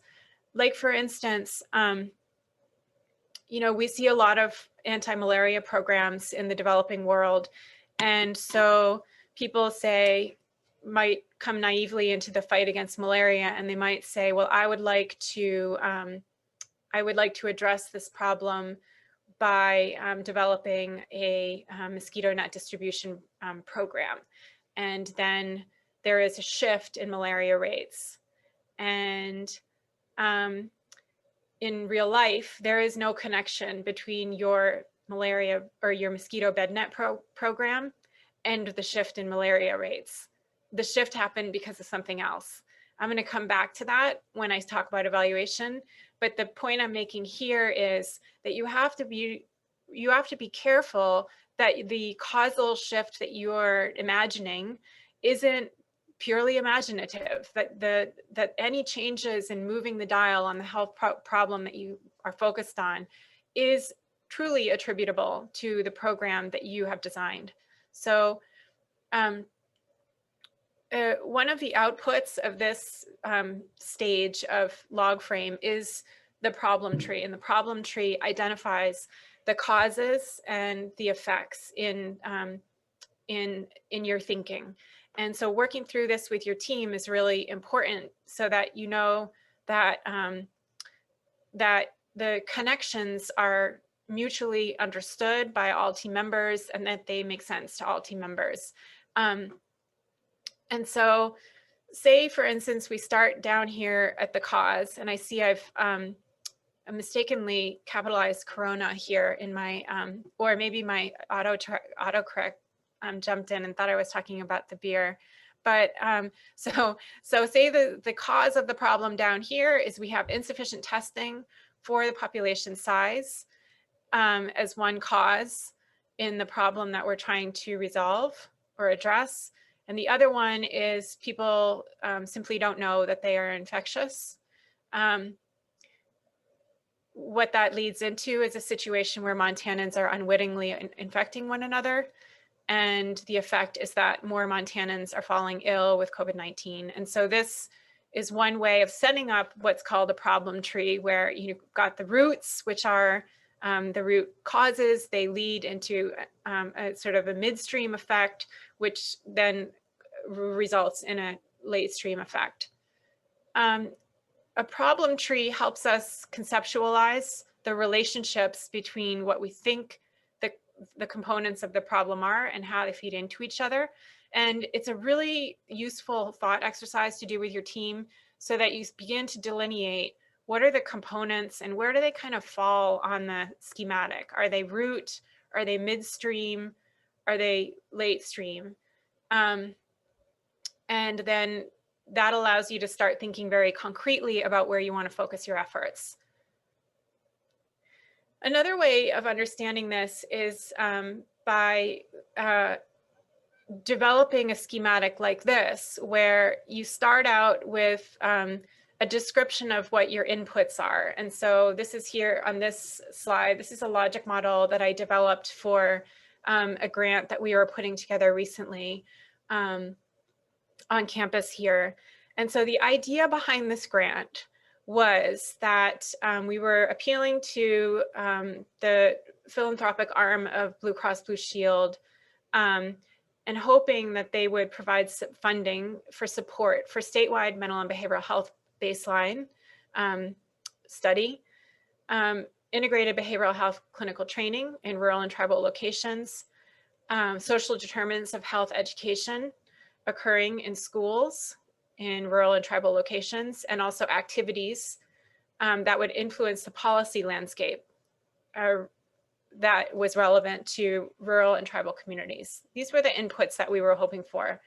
We thought that this would lead to, this was our logic, a couple of different things. One was a statewide centralized public health network formed to facilitate collaborations and also develop state-of-the-art knowledge about factors affecting behaviors and mental health outcomes first. Second would be individuals obtaining mental and behavioral health support, including compassionate wraparound care by trained clinicians across our state. Meanwhile, we thought that training about the social determinants of behavioral and mental health outcomes would be occurring in the schools, and discussions would be developing with health policy decision makers in rural and tribal locations. The combination of inputs from the funder would lead to these activities, which would be undertaken while this thought bubble and that thought bubble were happening. And this would enable this thought bubble over here, which would be community-wide changes in attitudes and behaviors toward and about mental health, and increasing awareness of the integrated behavioral health approach. This would lead to reductions in social stigma about integrated mental health care and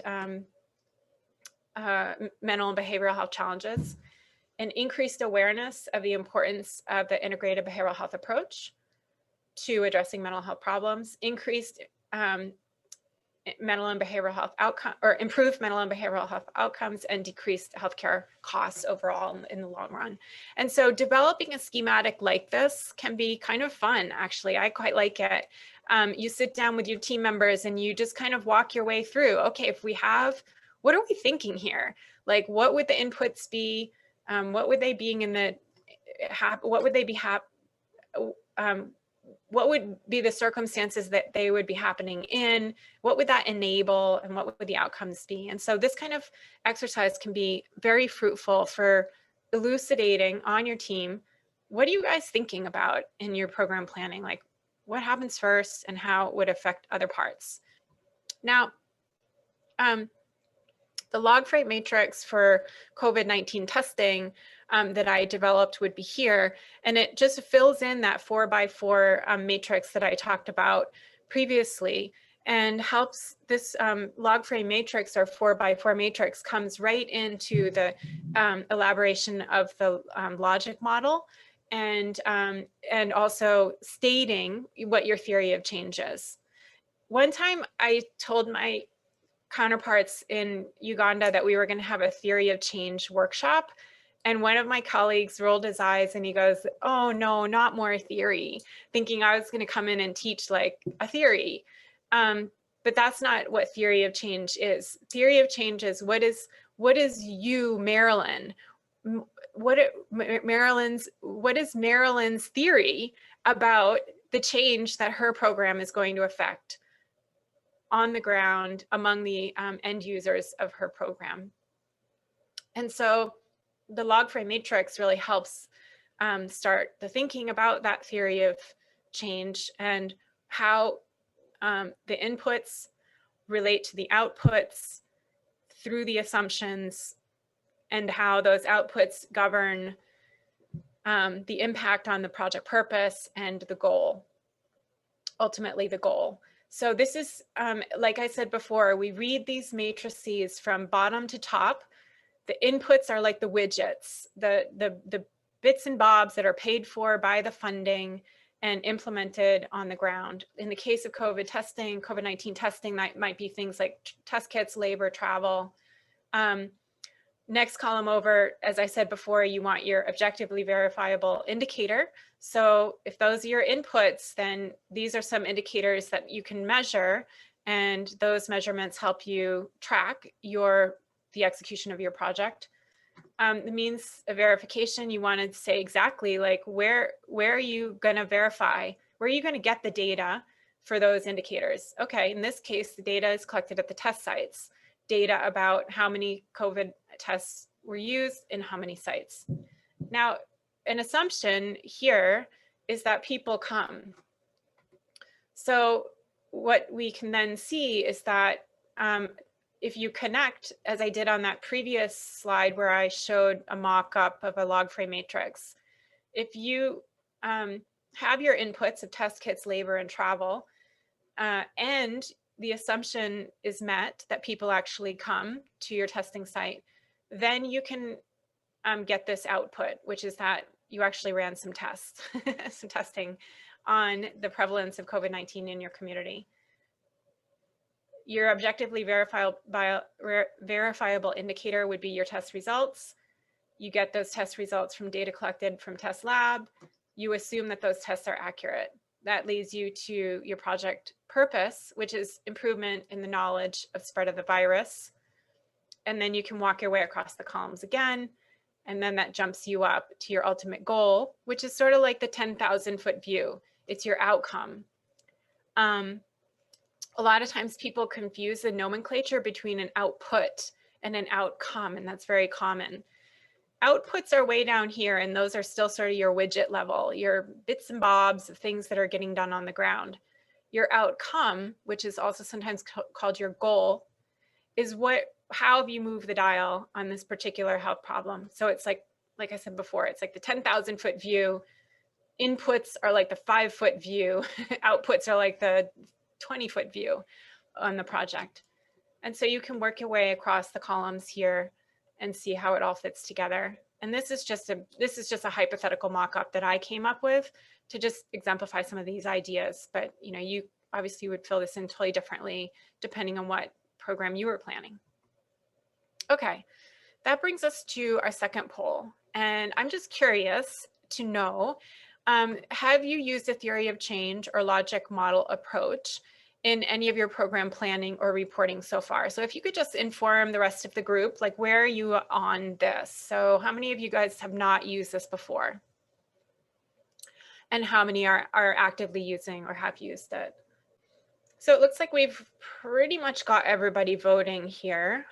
So I see that roughly twice the number of people have used LogFrame already, which is great because that's going to inform the discussion in our second breakout room. So we're going to do a super quick breakout room next. And in this breakout room, I'm going to ask you to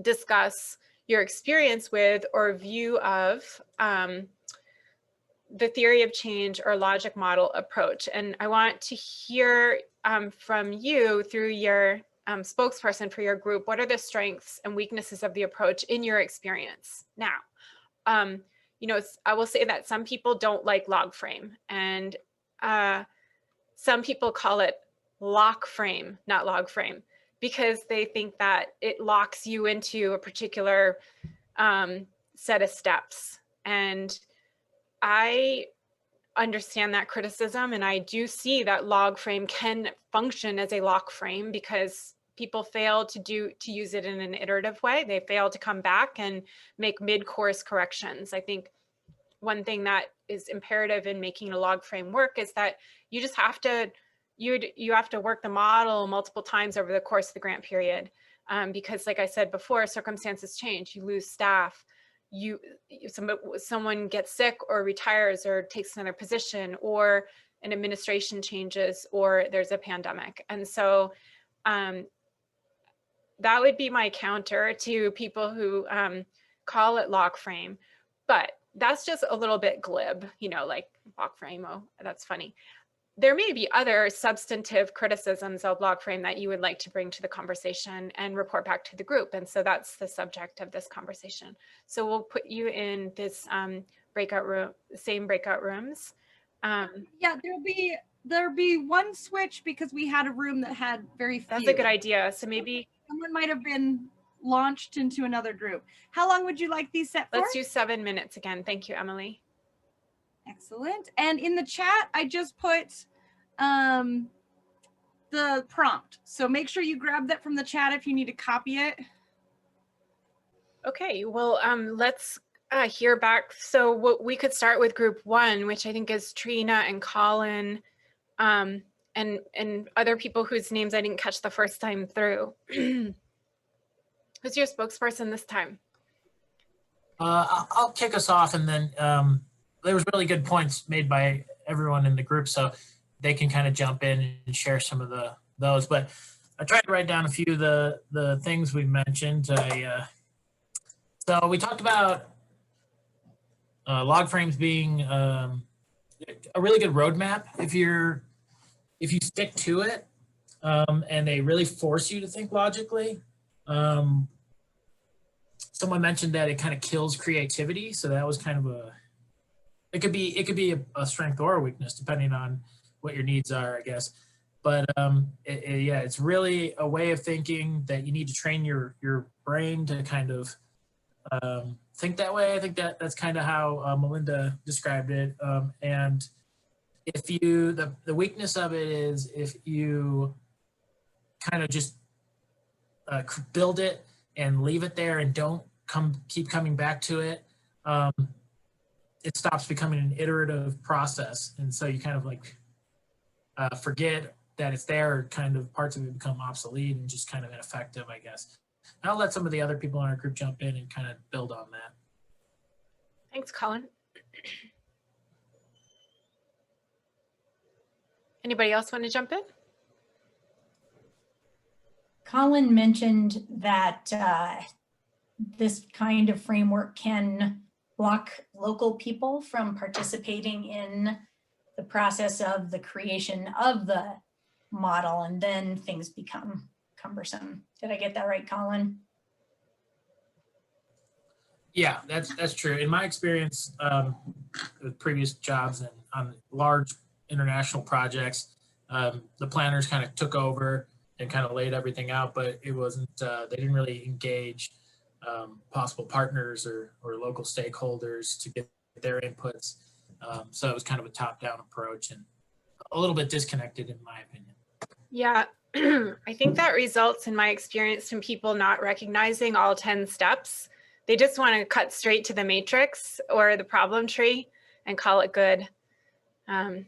So yes, remember the 10 steps. And maybe we could go on to, with thanks to group 1, group 2.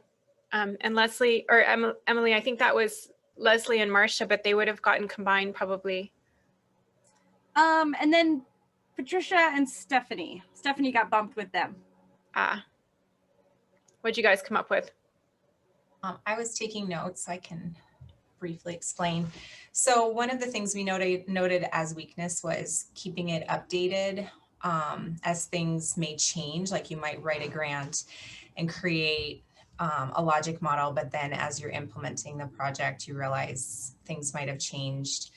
But it also sets really clear guidelines for things that you don't want to change. Like one of us uses logic models for accreditation, and it was just like a very clear tool. It was noted that, and Bailey, you might have to chime in more on this because I don't work in your program, but just that she has to toggle between 2 different programs, and it may not fit both of the programs, the logic model that they're using or being asked to use. Everybody said nobody was familiar with the log frame model, but just used a basic input output and usually with writing grants. And then just the question came up of like, how do you make it more of a living document and use it every day? A lot of us are like involved in the grant writing process, but not necessarily the implementation. And then we're involved in the reporting process, but everything in between, making sure that the logic model was like a focus in the implementation. And then it was also mentioned someone was working in continuous quality improvement, and it helped keep them on track and stay focused on the measurables, but just keeping it updated to what changes are happening in the program was just labor intensive and time consuming.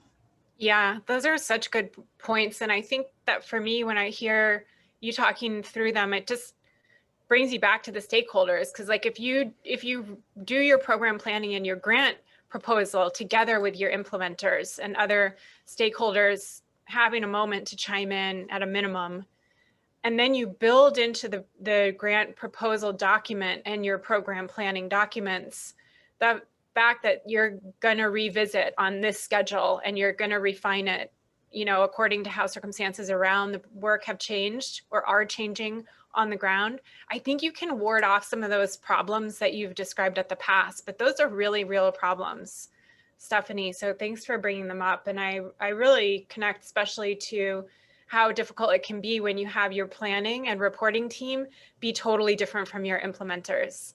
And that just that space that opens up there can be a tough one. Those are really good points. And then, so thank you. And then I'm going to go over to group 3, which I think was Ethan, Josh, Molly, and Erica. What did you guys come up with? Any other positives or negatives, strengths, weaknesses?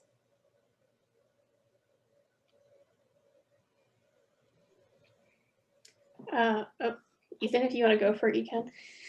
No, go ahead. I'll start. A couple of things we talked about is these frameworks feeling a little too linear and like wanting something that allows for iterativeness. And I know you mentioned that you can always go back, but I think we were having a hard time that we saw some limitations in this framework, not necessarily like building that in from the beginning, that things are going to be iterative. Yeah.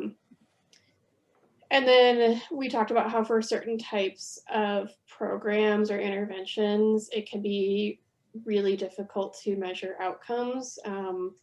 Like in my world, teen dating violence, like we definitely utilize things like the youth behavior, YRBS, the YRBS data, but we can't necessarily demonstrate that like our programming was the thing that led to YRBS data changing. And so it's really easy for us to come up with our outputs, and we can kind of like theoretically say what we think the outcomes are going to be. But then when we get to the evaluation stage, it's really difficult for us to demonstrate that we have the impact. Yeah, that's a big problem. And I'll come back to that in a bit, probably next hour, but that's a perennial challenge for sure. Thanks for highlighting that. Anybody else from your group want to come in here? Maybe move on to the next group then, which would be, I think, Dawn, Ellie, Chris, and Maddie. Did I get that right? Emily? Yeah, we've got Amy, Dawn, and Maddie.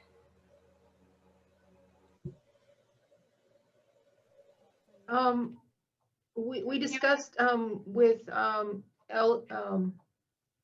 Dawn's program that their funding source kind of made them do a logic model, but they're kind of stuck. They don't know how then it translates, like you said, down the tree to being in the field and helping people. How does that work, you know, day to day?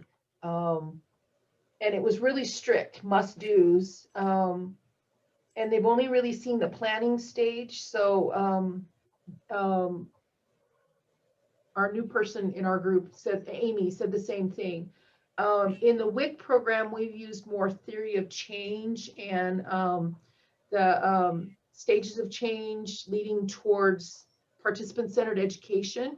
Yep. And I was just sharing with my group that that is a progression that came from the federal level down to the state level, down to the local levels, and how it's taken probably 20 years for that progression to actually get to client level and staff level. And you have to remember to revisit it too and re-educate your staff so that they remember. And, you know, so, you know, when you get down to that bottom spot, you know, the re-education of staff and the learning, like you're teaching us, that it's ever evolving.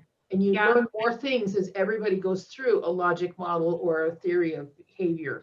And to remember to re-educate staff and your stakeholders all the way back up. Yeah, that's such a great point. And I mean, one of the reasons why I like to show people the pre-seed and proceed models and that RAND model, getting to outcomes, is because, I mean, my favorite thing to see in a grant is where people are saying, well, we're going to combine elements of pre-seed with a log frame approach. And we're going to use the RAND getting to outcomes thing. And this is how we're going to make log frame more iterative, how we're going to make it improve what log frame makes available to us, and that kind of thing. So I think that regular learning and getting reminded of what's out there can be really good. And I say that like understanding at the same time that log frame, better or worse, still like central. That's what CDC wants you to use and things like that. But I think you can come in the side door with some of these augmenting perspectives, like those other three I showed you at the beginning. And for folks who join the call late, which is totally acceptable, people come in, they come out, they have other meetings, what have you. Just a reminder that we are sharing all the slides with participants, and those are ever available. If you want to just ping us by email or ping Emily, we'll get those out to you. I think there was one more group then. Is that right, Emily? Yep, Jancy and Mari, Marilyn and Scarlett. Who's your spokesperson? I think I was voted. So we talked about how the two frameworks can benefit you in the process. So both Marilyn and I were talking about how the kind of mind map bubble logic bubble model helps you initially just get your group and your program, your ideas together, like conceptualize what's kind of in your brain and put it down on something physical. So just even if you were like in a big group and you had sticky notes, that you're placing all over, and then make that a little more concrete until the point where you get kind of a more concrete map. So that really helps you visualize your stakeholders for your program. And then secondly, the log model, the more everyone's kind of saying the more rigid model, that by doing the other first, maybe that could help you to get that more kind of concrete model down, which is from my experience, something that you have to contend with if you're doing any type of federal grant funded programs. Our program in particular is federally grant funded. And just in case anyone else is unaware or pursuing a federally grant funded program, just a little reassurance, they actually will provide you with frameworks. They'll provide you with a sample logic models. So, don't be totally freaked out, because if you are having a hard time coming up with something, or you just need that kind of kickstart, they will provide that for you. So that is really helpful. And then of course you can change it and modify it to how it works for you. And for ours in particular, we had short-term and long-term outcomes, which is helpful. And then I also just wanted to mention, you are correct about the mid-course correction. So for example, in our program initially, and I came in after the program was already funded, so someone else had already kind of done the pre-work. But when I came in, we actually had an immediate mid-course correction where we went from a mandatory requirement for the program to a voluntary approach. So actually experienced that right off the bat. And I will say that I kind of wish I had had this course like my first week of starting, because it would have really helped me with our program and also with our reporting. We do our own reporting, which is good because then we are involved with that, reviewing our progress and completing our progress reports. And so we actually do look at that model and we update it just like we did with the changing it from mandatory to voluntary. So we actually had to go in and change, that part of our model. So yeah, that's a really interesting observation and good experience that you brought forward there about that mid-course correction. And in my experience, I don't know how it is with you all and your funders, but it seems to me anymore, if you have, especially HRSA funding, SAMHSA, and a little bit NIH, is you're going to get assigned some technical advisors that are going to help you work through these processes, and they're very hands-on. And so I love how you put it, Scarlett, about you can get a kickstart where you can get models, like you can take them out of this presentation, but you might get it from your technical advisor that's been assigned to you by your funding agency.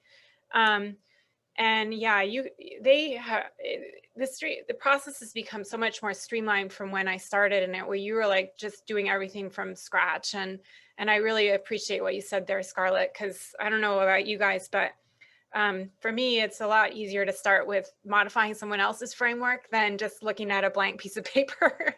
So thanks for those perspectives, you guys. Now we have one more discussion in here, which is going to be a briefer one. And that's coming up in the next hour. And I'm going to talk a little bit more here, and then we're going to break and then have one more discussion. I would presage that discussion though. And it is about what issues, if any, affect any hesitation you might have about choosing and defining indicators or metrics for program planning. And I'm going to be talking about indicators and metrics next, in between now and that poll. But what I'm going to ask you guys to do in that discussion room is talk with yourselves and then come back to us either in the chat box or if we have time in like this kind of forum. Do you have research design uncertainty? Do you have staffing challenges relating to evaluation? Do you have worries about time or the skill set required for managing data sets or analysis? And the reason I want to find that out is just to kind of help take your temperature as public health practitioners.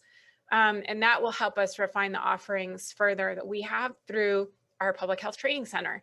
And so just know that we're going to come back to that in a little bit here. So we're coming up on 10:45. So I just want to be mindful of the time. We have a little more than an hour left. And so I'm going to, first of all, I'm going to share my screen having to do with the program agenda. Now, are you guys seeing slides, or are you seeing how a logical framework flows? Flows. Okay, now this is at the bottom of the agenda that I developed for this training. And it brings us back to one thing that somebody said along the way in the previous discussion, which is, I think it was Scarlett talking about short versus medium term versus long-term outcomes. And I think that was a really important point, which is highlighted in this flow. And so you can see here that the way that the logical flow works is described at the top in these gray boxes. And then in the green boxes of various shades of green, it takes us from the assumptions to the planned work to the intended results and ultimately to the impact. And then down below that are the boxes included and some of the considerations that you need to have. And here under outcomes, you have some consideration that specifies, are you talking about short-term incomes, like impacts you're going to have within a year, or are you going to be talking about medium-term income outcomes? And it's good to delineate that. I also would say that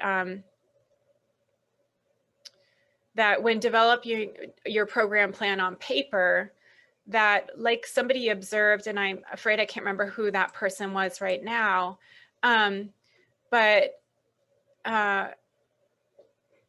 I think it was, again, it might have been Scarlett, or somebody said they like the thought bubbles and that one slide that I shared with you guys, and how that can kind of quickly encapsulate like the thinking behind the project.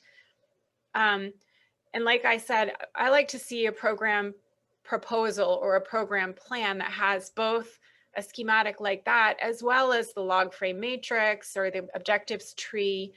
And all of these different visuals appeal to different listeners. And so for instance, when we were making the presentation to HCSC, we were trying to quickly describe a huge grant proposal with a lot of moving parts, which was like pages and pages that the funders had to page through and try and figure out what we were really planning on doing. And it wasn't until they saw the slide that did have all the thought bubbles and all of the bits and bobs that I showed you guys that, you know, multiple people in the room were like, oh, okay, now I get it. And I think that that is something that really stuck with me because it made me realize how different learners are visual. Other ones take it in from tabular, you know, or tables. Other people like text. Most people like a schematic like that in my experience. And so they can be really useful. Okay, I'm gonna now go back over to my slides here. We just did this breakout room. So next was objectives. So are you seeing the full slide on the screen, Emily? Okay, excellent. I'm looking at two different screens, so I just want to be sure you're seeing the right one. Okay, so next up is step 8, which is identification of your objectives, and step 9, which is choosing your indicators or your metrics. Okay, so when we talk about analysis of objectives, we're going to go back to our problem tree. And what we do in this step is turn your problem tree into an objectives tree by restating problems as objectives. So basically you're restating what was a problem statement into a positive statement. Like, no one knows what public health is. That's a problem statement. And we can translate that into a new statement, which is a positive statement that says, we will educate our partners about public health by doing X, Y, Z. So that's an example, very simple one, but an example of how you go from a problem tree into an objectives tree. And again, you read it from the bottom up. The top of the tree is the end that is desired, and the lower levels are the means to achieving that end. Now, one of the things that we hear a lot about in program planning and evaluation is the choice of SMART objectives. And SMART's another acronym like SWOT that you see out there. And SMART stands for specific. It states what you'll do, uses action words. Measurable, it provides a way to evaluate or measure. It's achievable. In other words, it's within your scope. You can achieve it with the number of staff that you have on your team. And it's possible to accomplish in the sense that, like, financially, it's not too big, or time taken is not going to be too long. Relevant, it makes sense within the function. And it improves, in this case, in this graphic, this is more of a business application, but improves the work in some way, or the understanding of the work in some way. And then time bound. So it these kinds of metrics are, you can easily kind of put them in a time frame, like within which you will be completing the task of measurement. So right here we have the objectives tree. And so this is going back to our COVID-19 testing example that I developed for the seminar or webinar. And so on the bottom, the means are COVID education, COVID testing centers, and affordable COVID testing. Those are the means that you need. These lead into the identification of COVID infected individuals and the initiation of contact tracing. And that ends up at the goal, or the higher level, top of the tree, transmission of coronavirus or COVID is contained. So you can see there that the problem tree that I shared with you previously has now been restated into a series of positive statements that state not just what problem it is that you're targeting in your program planning, but positive statements about how you're going to address that problem. Okay, so what I want to segue into next, you can see on our program that the second half of our time together today is transitioning us through step 7, the logic model, or the theory of change, steps us from program planning over into program evaluation. So program evaluation in history is really interesting, and it has a long history in this country. And the context that it originally evolved in was actually a business setting and a corporate setting in the 1930s at a utility company. And so that's where it kind of got its start. And The call for program evaluation has really waxed and waned over the decades, depending in part upon politics. And so, you know, a lot of funding comes through political mechanisms or politically governed mechanisms, like federal funding, and legislatures of different stripes and educational backgrounds have advocated more strongly or less strongly over the years for good evaluation. And so currently we're in a phase with a very heavy emphasis on evaluation. So what I love to tell my students is it's a growth industry. And if you want to get a job, that focusing on evaluation could be a good idea because there's lots of need for it. So usually we see assessment in the evaluation world occurring across 5 domains. What is the need for the program? What is the design of the program? How did execution look? And then what was its impact on the problem targeted?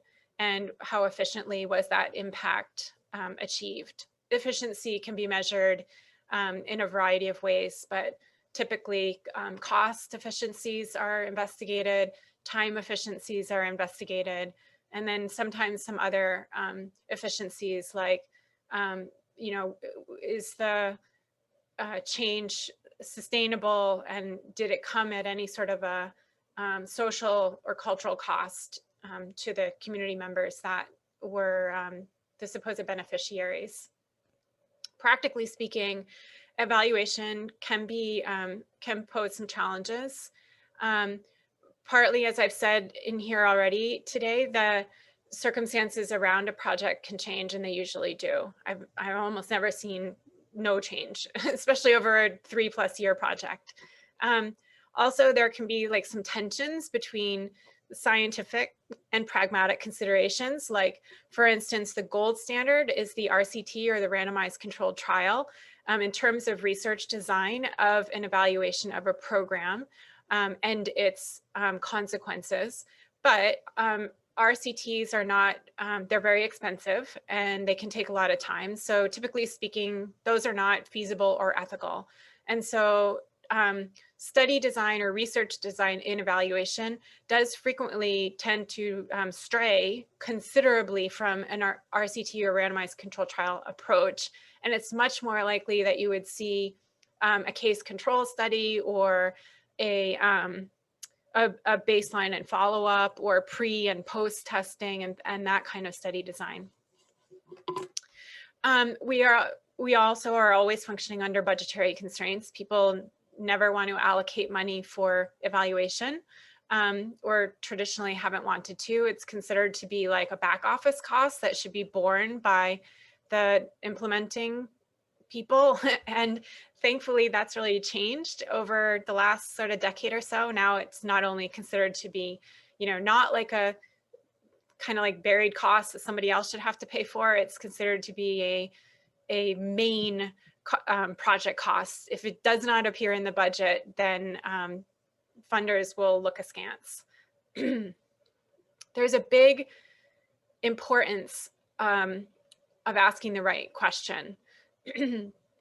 So for instance, all evaluations have got to be clear on the difference between outputs and outcomes. Like I said before, outputs are like lower level, like widgets, like bits and bobs that get executed, and outcomes are higher level changes that result from enacting or implementing those outputs.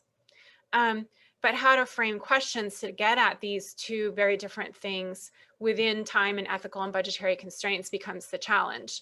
So I mentioned before, you know, a lot of the work that I'm engaged in is international, and in the sub-Saharan African context is usually malarial places. And so a funny example of this that we frequently talk about in the evaluation world is the bed net distribution efforts that people make. And so for instance, like I said before, sometimes project evaluations are aimed at an output level. Now, LogFrame bumps us over into, you know, moving away from outcomes, or sorry, outputs, which are like activities, and toward outcomes, which are how did you move the dial on the disease process you were supposedly affecting. But many projects that in previous days didn't use a log frame approach or use it improperly in the current day, they're so focused on evaluating project activities that they miss the big picture. So like I was saying before, like you might distribute in a particular municipality or village or whatever, 50,000 bed nets. But the question is, are those bed nets being properly used or not? I mean, you're just distributing them. And if that's all you're counting, if that's your metric, number of bed nets distributed, then you're only capturing that. You're not answering any questions at all about how those bed nets are used and how the usage of those bed nets might or might not have played a role in reducing rates of malaria. Now, if you think about all of the different things out there in the world that can affect the prevalence of malaria, then, you know, as soon as you pan out a little bit and have that conversation with yourself, you will quickly understand that the problem is that there are a lot of different things that affect malaria rates. It could be like the climate dried out a little bit and weather wasn't conducive to the breeding grounds for malaria, for the particular kind of mosquito that carries malaria, the Anopheles mosquito. And so misattribution, as I said at the beginning of my remarks, commonly occurs when you you define your problem and your way of measuring progress toward it improperly. And so the pictures at the left bottom are pictures of how bed nets are typically used in round Ugandan homes, where the bed net is made for a square bed. So they can't fit in the structure and people don't use them for the intended purpose. Instead, they use them to go fishing or for a bridal veil. And those are very common usages and they work very well for those things too. And so to local people, that seems like a good idea because they don't do anything. You can't use them properly. There's all kinds of gaps and things like that when you live in a round house. And the bed net is made for a square bed or, you know, rectangular bed. So that brings me to my next point, which is that metrics that are simple or easy are usually inadequate. And so you should constantly be looking, not that you can't have any metrics that are simple or easy because that's your monitoring side, but you still have your evaluation side, which is slightly different. And I'll come to that in a sec. So this cartoon always cracks me up where it says answer is simple but wrong and everyone's walking off the edge of the cliff, and then complex but right, and barely anyone takes that path. So the other thing is that programs that are actually easily measured with simple metrics are often the result of an oversimplified problem. And so we see this in international health or global health world, and definitely as well in programs in rural and frontier Montana communities where there's like this tension between selective and comprehensive primary health care approaches or vaccine programs. Like some programs are very simple and address only one component of a broader health scenario, like a vaccine program or vitamin D supplementation or something like that. No, those programs are great, but they are very targeted and they don't shift the needle on, you know, the backdrop to poor health in communities. Now, the backdrop problem is more of a social determinants of health or comprehensive primary health approach, but that's the subject of a whole other conversation. Now, some people feel like when they're doing evaluation of others or someone else is coming to do an evaluation of you, that it feels like an audit, and like audit as in like you're having your taxes audited, coming from the financial world. And it should never be allowed to develop in that direction, because if evaluation is a goal of the project planning that's built in from the very beginning, the very earliest days of program planning, then it's just understood by all team members to be like a natural result of doing the work. It's like you use your blinker when you drive.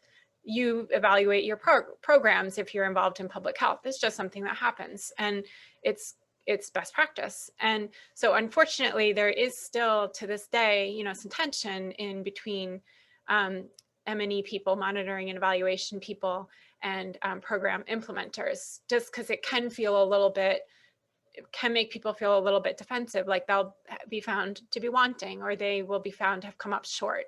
And people don't like that, obviously. And so the workaround for that is to involve everyone in the development of the evaluation plan from day one of the program planning. Also recognizing stakeholders sometimes or usually have competing priorities, and so evaluation feels different to everyone. And this leads to a sort of a tension between in-house versus outsourcing M&E, and as many people on here probably know, there are whole consulting firms that just do monitoring and evaluation, and you can hire them to come in. That sets up for a very different relationship than if you're doing your own evaluation. Doing your own evaluation is considered to be not as good because you're not objective, but bringing somebody in from the outside can be more expensive, both in time and money, because you have to spend a lot of time inducting them to the program and explaining all the things. And obviously financially they travel or whatever, and it just ups the budget some. You have to be careful in doing your evaluation. One thing that I find is that you don't create or generate data that nobody uses. And this is a very common problem in all settings, global health as well as domestically. And thank goodness most is digitized these days, so it can be easily used and manipulated across settings, but not all. So there are still a lot of paper forms around the world being used, and they're used to collect data, but then nothing ever happens with it. So there are a couple other things I wanted to talk about in evaluation, which I think if you're thinking of going into program evaluation are worth considering. One is the look good and avoid blame mindset. It's simple. People want to look good and they want to avoid being associated with failure. If program components didn't go as well as they thought they would, or now your funder is breathing down your neck because you haven't done what you said you would, etc. These create tensions, conflicts, and potential for problems. And added to that is the subjective interpretation of reality. So maybe there's some evaluator weakness, like pre-existing beliefs or bias or imperfect information. And it highlights the critical importance of understanding evaluation literature on similar health problems, using data triangulation or mixed methods approaches whenever possible. And there I'm referring to a mix between both qualitative methods and types of data and quantitative methods or types of data to really enrich your understanding. And then building on trust. Lack of trust can invoke both the look good, avoid blame problem and the subjectivity problem. And trust can be partial or full if the in-house or outsourced evaluation team is in play, etc. And I think without trust, honest or candid behavior on both sides of evaluation, like the evaluators themselves need to be trustworthy and honest and transparent, but if you're being evaluated, same goes. So the cartoon on the right, I don't know if you can read this, it's from the New Yorker. It says, and now at this point in the meeting, I'd like to shift the blame away from me and onto someone else. So this is something that I see quite frequently as an evaluator, and it's totally normal, it's totally expectable, but it's always good to have some strategies in your back pocket for helping people not kind of get into that mindset and just, work forward productively as a team. And as I said before, like, I really think that, there are these pitfalls to evaluation, and people don't want to be scrutinized. They maybe sometimes would just flat out deny the need for an evaluation. They think, a proper evaluation would take too much time away from other work. They engage delaying tactics. They maybe seek too close of a personal relationship with evaluators and so forth. Then once the evaluation has begun, some things that I've seen happen is people might omit or distort information or give you so much information that you don't know what to do with it. Maybe introduce new data toward the end of an evaluation to try and sway your impression or findings. And at the interpretation stage, maybe deny that problems exist, downplay the importance of a problem, say like, oh, I already knew about that. That's not actually a real problem, when it really is. I'm already handling that. That's beyond my control. Or sometimes what I hear a lot internationally is stuff like, well, that's Africa, you know how it is. And or the information that you've collected is irrelevant because things have changed. So you see all of these kinds of tactics that people employ to try and, kind of squirm out from off the hot seat. And what I would want to share with this group is whether you're talking about evaluating your own work or your team members, or getting ready to present the results of an evaluation to your stakeholders or to your funder or whatever, it's a million times easier if you build your evaluation into your program planning. You know what metrics you're going to use. You can justify the use of those metrics by going back to the evidence base that you started with at Healthy People 2030, or the Public Health 3.0 overarching rubric or whatever. There are all kinds of little tricks that you can use to short circuit these kinds of problems if you just start right and have the pieces in place at the very beginning. So where does M&E fit in the program cycle, I think, is a really important question. And that cycle or program management cycle that I've pictured here, and this comes from a document that I borrowed from the UK, so that's why it's got UK spelling at the top here. But monitoring and evaluation, I would argue, like the people who developed the schematics, sits right in the middle. It plays a role in absolutely every part of the process, and that's why I keep saying that it has to be a consideration that's front of mind at the program planning stage. I've referred over the last few minutes to a distinction between monitoring on the one hand and evaluation on the other. So just to make sure that everybody's on the same page on that, monitoring is a planned and systematic process of observation that closely follows a course of activities and compares what's happening with what's expected to happen. And that's, like I said before, at the inputs and outputs level. That's your monitoring, that's your widgets, that's your bits and bobs level of, is this program unfolding like it should be? Like we promised the funder, like we discussed with our stakeholders, and like we agreed on our team.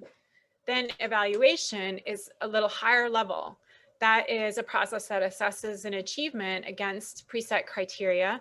And that can have a lot of different purposes or follow different methodologies, et cetera.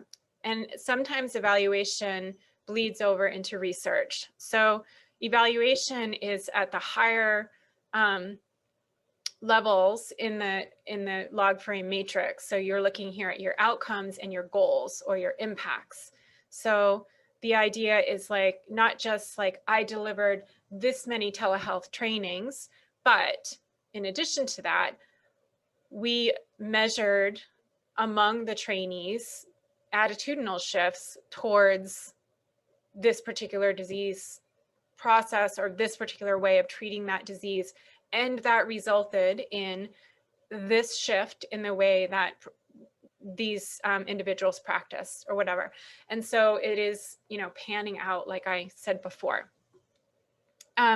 So on the monitoring side, we have the periodic collection and review and comparing with implementation plans. This should be open to modifications, as many people have noted in here in the discussion rooms. That's absolutely key to making this a good process. The monitoring helps us identify shortcomings before it's too late, and it provides elements of analysis about why progress fell short of expectations. Every grant I'm working on now is falling short of expectations because most of the grants were written pre-COVID. And so that's like something that people are dealing with across the globe. And that's very normal and very expectable. But what's important is to talk in a very transparent and upfront way about that, about those shortcomings and what they're related to in your particular locality. So then we have evaluation on the other hand, which is that's the more systematic process determining the extent to which service needs and results have been or are being achieved, and analyze the reasons for any discrepancy, and then looking at measuring a service's relevance, efficiency, and effectiveness, and if the program's inputs and services are actually improving the quality of people's lives, which is, like, I think we could all agree, the overarching goal of public health practitioners. So evaluation can focus on different aspects, inputs, outputs, outcomes, and impacts. So I've said that a variety of different ways over the last few minutes, but this slide just kind of restates that for us to think about a little bit differently. There are, like I said before, sort of constant tensions within the field of program planning for evaluation. So part of program planning has to be about evaluation, and for evaluation, who's going to do the evaluation and what's it going to be about. And so if you have that in-house versus outsourced evaluation, there are definitely advantages and disadvantages. So these are listed here in the bullets, but I've already said most of them, so I won't walk you through that. So before you start, you have to plan your evaluation, as I'm sure you've recognized. So how it works is you have to get your the purpose of your evaluation made clear from the get-go. You have to decide what kind of evaluation or evaluations are going to be done. And typically what we see are baseline evaluations, they're also called formative evaluations, or midpoint evaluations, which are also referred to as formative. And in addition to those, summative evaluations that happen at the end. And so an evaluation team would typically be generating these kinds of reports on a regular basis. So where do we start? Where are we at mid-course? And then at the end, what all happened over the course of the grant or program? So decisions need to be made, who conducts the evaluation, and that these are all things that would go into your program plan. An important stage in this part of program planning is reviewing existing information in program documents on similar efforts in other localities, including what monitoring information they collected. And so you can usually find that in the evidence base that's provided on your program type through CDC, Healthy People 2030, or what have you. So if you want to plan a program on tobacco cessation, tobacco cessation is so common, you don't have to do very much work for planning a program evaluation, because so many of those programs have already been very adequately evaluated, and it's all there. It's ready to go. It's an out of the box kind of an evaluation scenario, and that's great. It really helps. And then obviously you have to determine what information sources are available. And sometimes if you're an external evaluator or planning to be one, you're going to have to get help describing the program from somebody internal to it, because if you come in from the outside or you weren't part of the proposal writing process, it can take a long time to get across all the details and understand the program from a high level view. Because any one individual who you rely upon to tell you about it, they just sometimes find that they lose the forest through the trees. They're very focused on their component of the program and don't always have that high level view.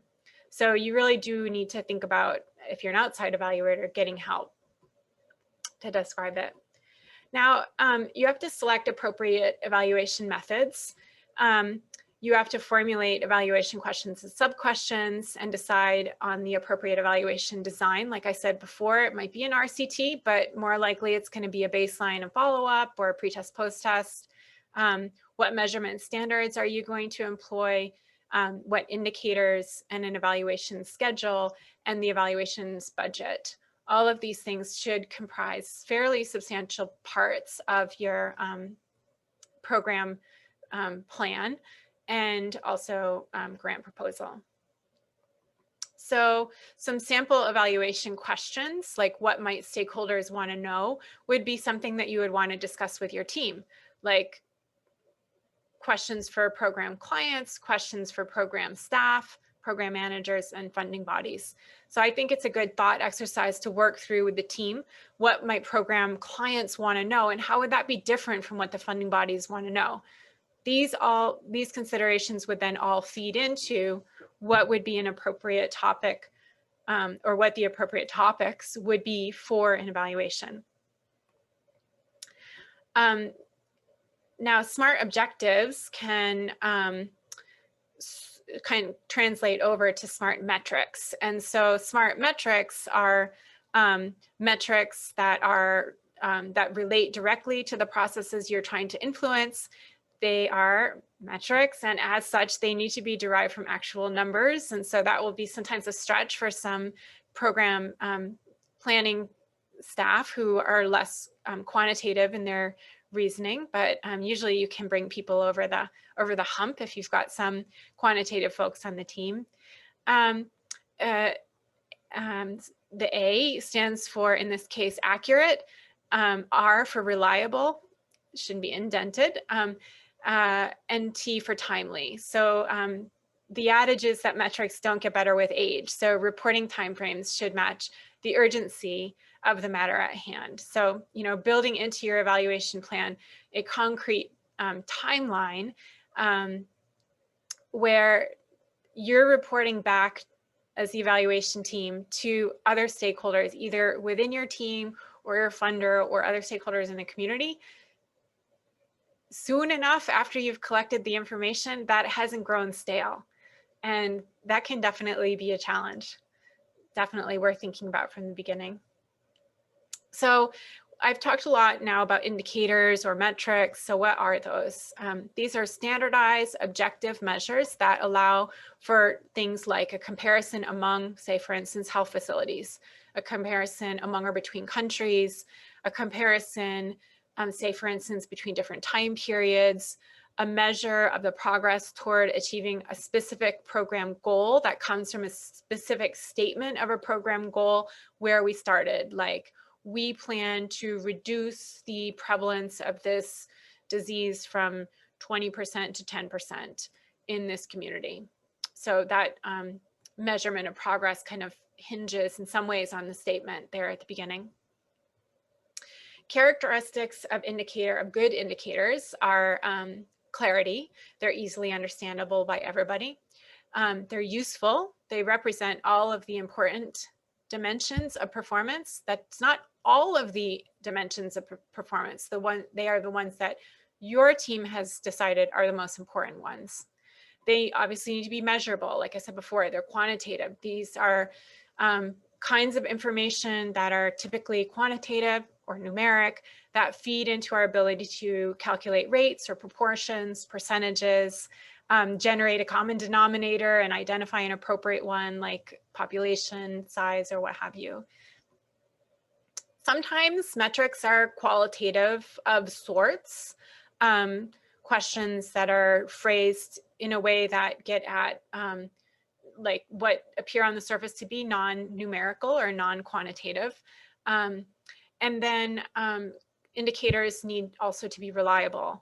They need to be able to be consistently collected by different data collectors. So in that way, they need to be carefully defined. And as I've said before, the leading health indicators, the LHIs that are ID'd in Healthy People 2020, Healthy People 2030, do a lot of that work for us. In other words, they say like, okay, if you're doing tobacco cessation, these are the metrics you're going to use. This is the denominator. This is the numerator. They make it so clear for you. So I don't want you guys, if you're not kind of more at B or stats people, to feel intimidated too much by this, because you don't have to come up with a lot of these by scratch or from scratch. And also there is a validity factor, meaning the indicators are valid. They measure what we mean them to measure. Step 9 out of 10 steps is choosing indicators. Okay. So indicators demonstrate to what extent results have been achieved they specify how the achievement of an objective can be verified or understood, and they are the foundation of a project's M&E efforts. So going back to the COVID-19 testing scenario, you can see here this 4x4 matrix that I showed you before does that exactly. And this is kind of a silly mock-up and hypothetical, and you know, it's not in use or something like that, but it just helps us see, for instance, how you can really drill down into specific indicators that are useful and also fairly easy to measure. And so those can be seen in that second column, just to bring you back to that.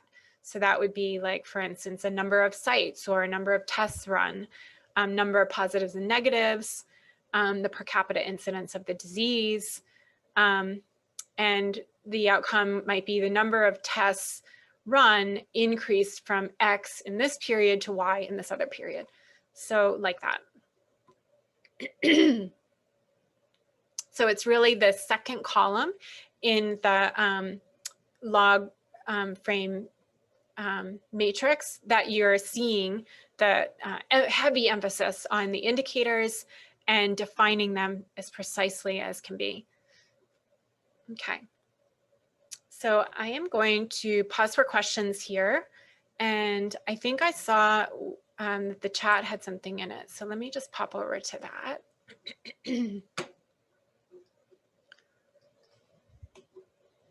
Oops. I didn't see anything, but certainly if I missed it. Okay, super. Right, so do we have time? I for was a just quick going to break? say, yes. The final step is checking your assumptions. And before we get to that, we're going to do a quick poll. And then we're going to let you go for a break. And then we'll ask you to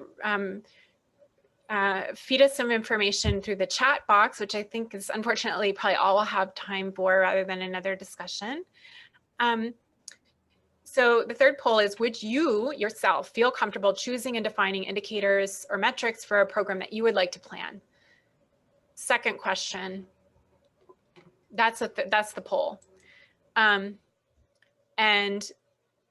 what I had planned for the breakout Zoom room was when you were reflecting on that poll question, if there were any impediments, where were they exactly? Were those impediments in sorry, I need to move some things around on my screen here.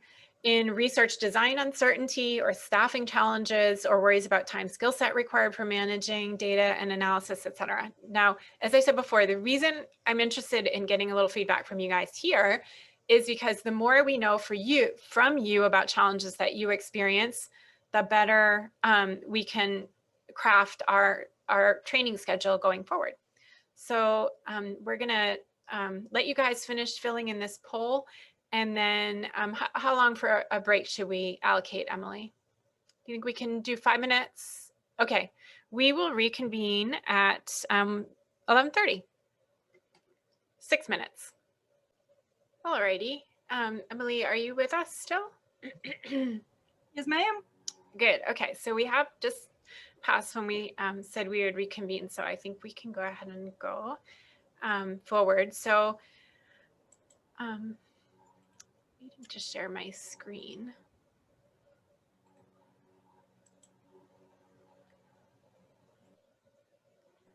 I put the prompt for the next breakout room in the chat. So again, if you want that for when you go into your next room, copy and paste it or jot it down. Thanks, Emily. Okay, so are you seeing my slides nicely? Okay, excellent. All right, so the last of the 10 steps, team, is check your assumptions. And as I said to begin at the outset of our time together today, these are assumptions that we make in doing our program planning that just are natural. I mean, you know, most modeling or programming exercises rely upon a set of assumptions. There's nothing wrong with that. The only thing that we want to do is make them clear. So these describe the necessary internal and external conditions in order that have to be in place in order to ensure that activities will produce results. So another way to think about assumptions that these are is that these are risks. They can jeopardize the success of the project. Generally speaking, we like to see assumptions worded positively. In other words, they describe circumstances required to achieve certain objectives. They should be relevant and probable types of statements. And if an assumption is not important or almost certain, just don't include it. We don't need to have that in there because it's sort of stating the obvious or not important. And a killer assumption is one, like I explained at the outset, is going to just bring the whole thing down. And so I think it's good to have some conversation with our teams about killer assumptions and if they are good assumptions or not. So for instance, in one of the places where I work in Nepal, it's very earthquake prone region. And after the 2015 mega earthquake that killed almost 10,000 people in April, I guess it was 2015, almost all program planner, there was like a ripple across the program planning community and evaluation community wanting to build in a certain set of assumptions about the likelihood of another earthquake because of the sheer shock and devastation of that. And it didn't seem like it was so confronting that it seemed impossible to do any kind of program planning that didn't include some language about the likelihood of an earthquake. And the assumption of an earthquake happening again would be a killer assumption. And so it actually ended up being kind of paralyzing because, you know, it felt like something you needed to provide for, but then when you came right down to it, the likelihood of another earthquake like that happening in the next program cycle was actually pretty low, but it was very difficult for people to say that at that time. And so killer assumptions can seem very important depending on when you talk about them and end up actually not being that important. But other killer assumptions need to be identified. Like I said at the outset, if you're doing a program plan in November of an election year, you can't assume that the new administration's priorities for funding and priorities for action are going to be the same. That would be a killer assumption. Again, time bounded somewhat. Some examples of assumptions would be political ones, as I've said, economic ones, that there are adequate funds and materials, that there are adequate skilled people, that training needs are met, that you're going to get approvals and contracts with legal and administrative considerations in place, and that your stakeholders are going to participate. And so these are very worth taking the time to think about and just make sure that you include some language about them in your program planning document and your grant proposal. One of the things that I absolutely love about the 10-step log frame process is that it almost gives you the backbone of a grant proposal. You can fit it into your grant proposal narrative very nicely. And if you can include all of the different parts and you demonstrate to your readers that you've thought about your stakeholders, you've done a stakeholder analysis, you've thought through all these bits and pieces, you've developed a problem tree, an objective tree, and you put all those things in there and your assumptions are made clear, you've considered them all thoroughly, boy, will that make your proposal stand out. And it will make an impression on your reader that this team has really thought this thing through. And we feel confident that they will spend our money wisely because they're really on their game, they're thinking. And so go ahead and include this kind of language in your document. That's totally not only fine, it's I think, best practice. All right, when you're doing your evaluation work, I mean, one of the things that you're going to want to do is draw some conclusions. And so this schematic is one that helps us look at things like when we determine our conclusions, are we saying that a hazard exists, that there's no hazard, if it's unknown? what are the kind of categories for those hazards to be understood based on?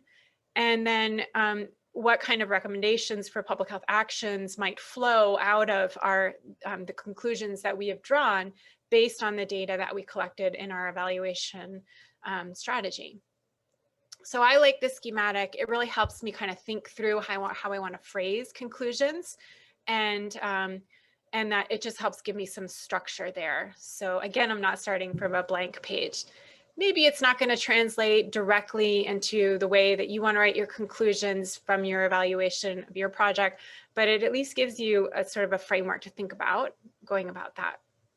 When you're describing your results, you have to say we're looking at a summative evaluation. This is an evaluation that's happening at the end of the funded period. You're going to ask yourself sort of a selection of questions. What were the outcomes? You need to present data on the primary outcome measure or measures. You will want to do some comparison to a baseline if it's available, and hopefully it will be. Compare it to the goals of the project. Compare it to benchmarks that are provided for you through the evidence base from, as I said before, Healthy People 2020, Healthy People 2030, or what have you. And then you want to provide data on any secondary measures that you also collected in your collection of indicators that would also support your conclusions about your program's outcomes. Then what else did you find out? Any answers to additional questions that came up as you worked your way through evaluating the program?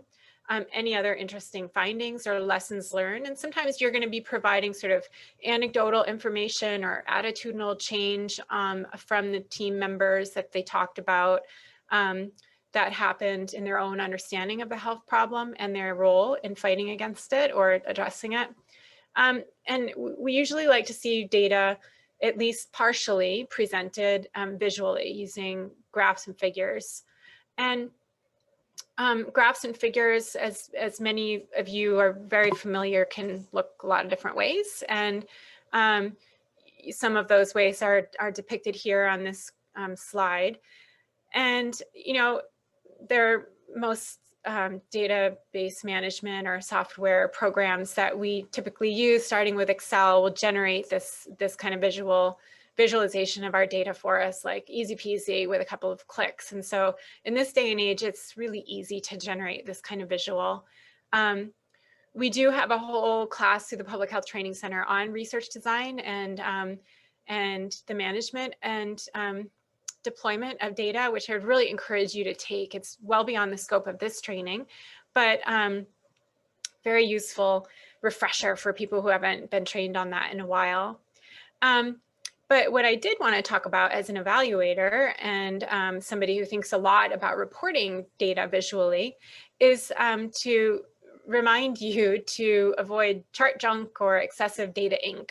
Chart junk on graphs and figures that just kind of gum up the visual and don't really add anything to what you're trying to display for your reader on your tape, on your graphics, or too much ink on your tables. So I think you'll see on the slide here that the chart at the top is really much too busy than it really needs to be. At the bottom, it's the same information. It's presented much more elegantly and gets your point across. Same with the table.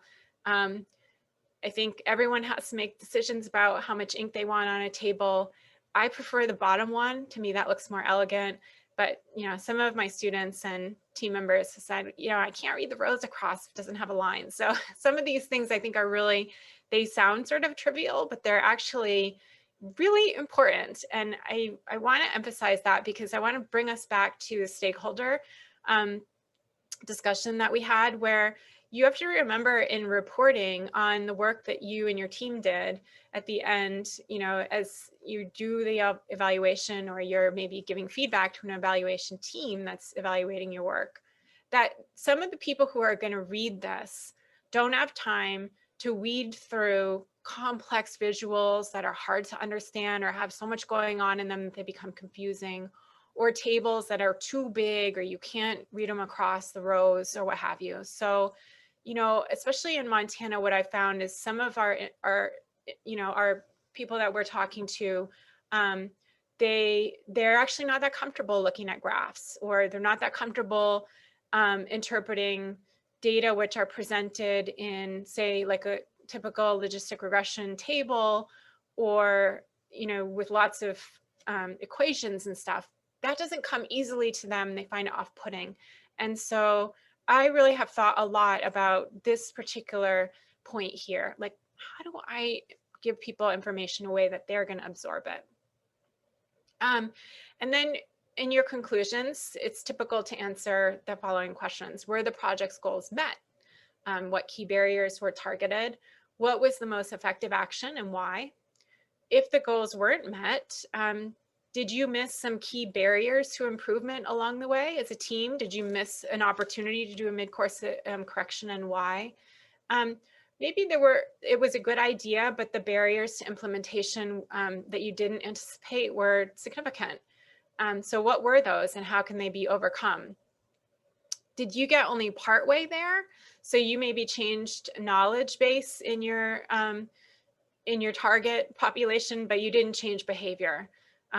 These are all things that you want to know and acknowledge in your conclusions in your report. Did the intervention produce results on other important outcomes instead, that they were unanticipated outcomes? This kind of thing. What I like to see in the report writing that comes out of an evaluation exercise is that the authors have really kind of confidently and transparently reported, these things went great, these other things didn't go so well, here's how we would do it differently in the future. I know when I read reports, when I'm doing a program plan, it really helps me to see where other people fell down, partly that I can feed that into the actual writing in my program plan, and what strategies I plan to employ to avoid those problems that other people encountered. Cite their study and demonstrate to your reader that you really educated yourself about all of the potential pitfalls and how you're going to avoid them. Now, you do the entire industry a disservice if you don't include that information in your own conclusions about evaluating your program. It disallows other people from learning from your mistakes. So, you know, in this day and age, there's a big emphasis on transparency around mistake making. And I really think that's incredibly valuable. Last but not least, dissemination. So these reports need to go back to your original stakeholder groups and need to remind them what were the needs identified, what were the goals of the project, what were the actions undertaken. Address as best you can any additional concerns or questions that arise. And I've provided you with some phrases that might be helpful in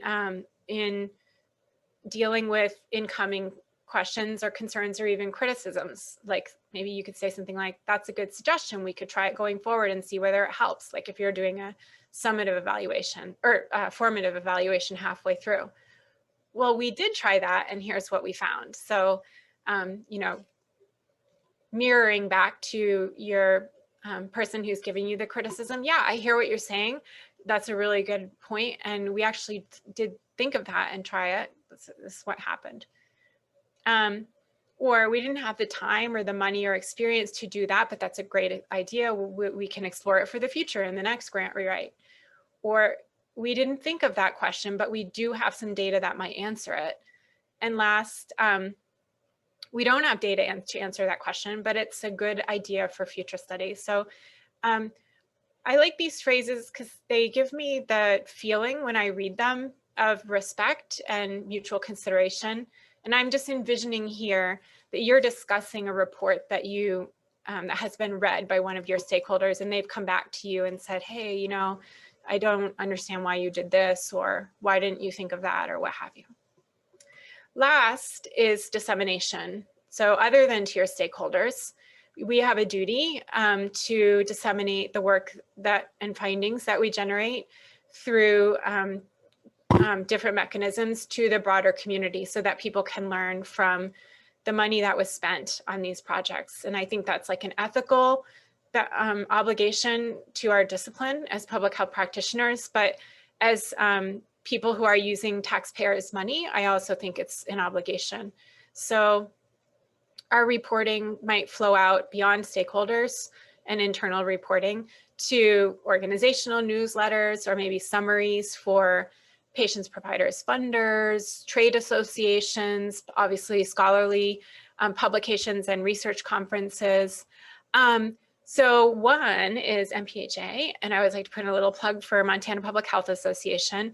They just announced the dates yesterday, and I'm pretty sure I remembered it correctly. It's September 21st to 23rd. Does that sound right? Marilyn, you're nodding. Yeah. And usually the proposals are due in May, and people just enjoy sharing, you know, what came out of their work and what did you learn and how can you help others? And then of course the popular press. So I think that dissemination piece is really, really important and something that we don't always budget the time for that we need to, because it does take time to write up these things, but it's all worth it in the end. Well, that is it. I feel like we've got like about 10 minutes for any questions that you guys might have or time to fill in the evaluation for the training and that sort of thing. So I'm just trying to pull up the chat box here. Sometimes for some reason, my option to do so kind of disappears when I'm sharing my screens. Here we are. Zoom is being finicky. Yes, certainly ask any questions, use voice or chat. In the chat box, I have put a link to our evaluation. We certainly encourage you to fill that out. It helps us continue to provide trainings to y'all, and we share the results with Kimber, and of course it's anonymous. Only takes a few minutes, so please do that. And then, yeah, the floor is open for any Kimber questions. Yeah, I have a question. This is Joshua. Hi, Josh. I like the last few minutes of what you were sharing, talking about being honest and, you know, thinking about challenges or my question is, how receptive are funders and powers that be to being honest about, hey, we screwed up, or hey, we learned this, or hey, we fell short? You know, I feel like we live in a culture where, you know, we talk about success, but we don't talk about challenges too often. So yeah, I agree with you. I would say like 15 years ago, it wouldn't, I would want to phrase it very carefully. You know, I think in this day and age, it's actually becoming quite commonplace. There are two articles that I could link people to if you just ping me by email. One came out of Stanford Business Innovation and Review, and the other one came out of Harvard. And that's from the corporate sector on admitting mistakes.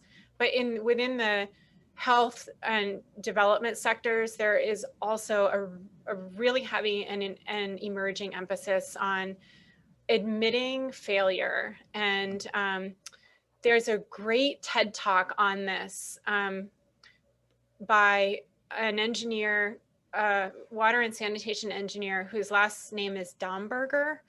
And he worked with Engineers Without Borders. And it is one of my all-time favorite TED Talks. I always show it to my students in my global health class.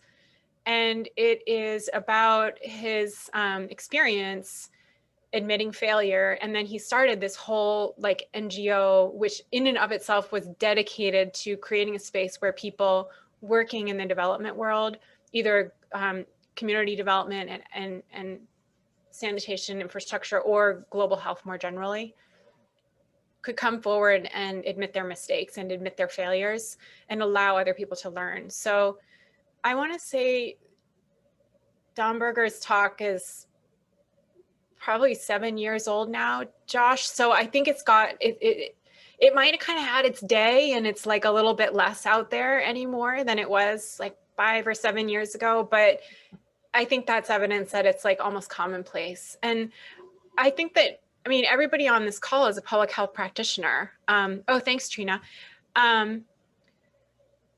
You guys know, like if you were reading a report that pretended that everything was hunky-dory and went great and exactly as predicted and like you would read it and you would think this feels a little disingenuous or a little,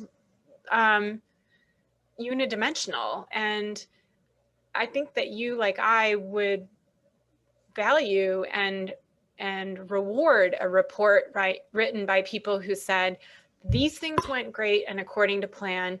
This part required a mid-course correction. This one over here, it didn't go so well at all. And let us talk about why, with transparency and honesty. And what are some of the workarounds that we put into place in order to address that? And just put it out there like that. I know in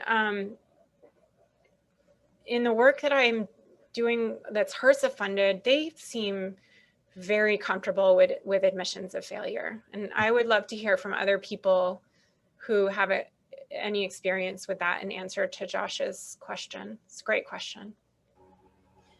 Just so you know, there's also 2 questions, one from Marcia and one from Marilyn.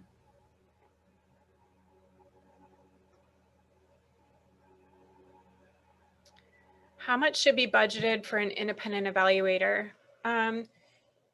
Oh my gosh, I haven't thought about this one for a while. There is a percentage, I think it's somewhere between 10 and 15% of the total budget, Marcia. I think that's around right. It also depends on what the research design is for the evaluation. Like I said, some study designs for evaluation are very expensive, like in RCT.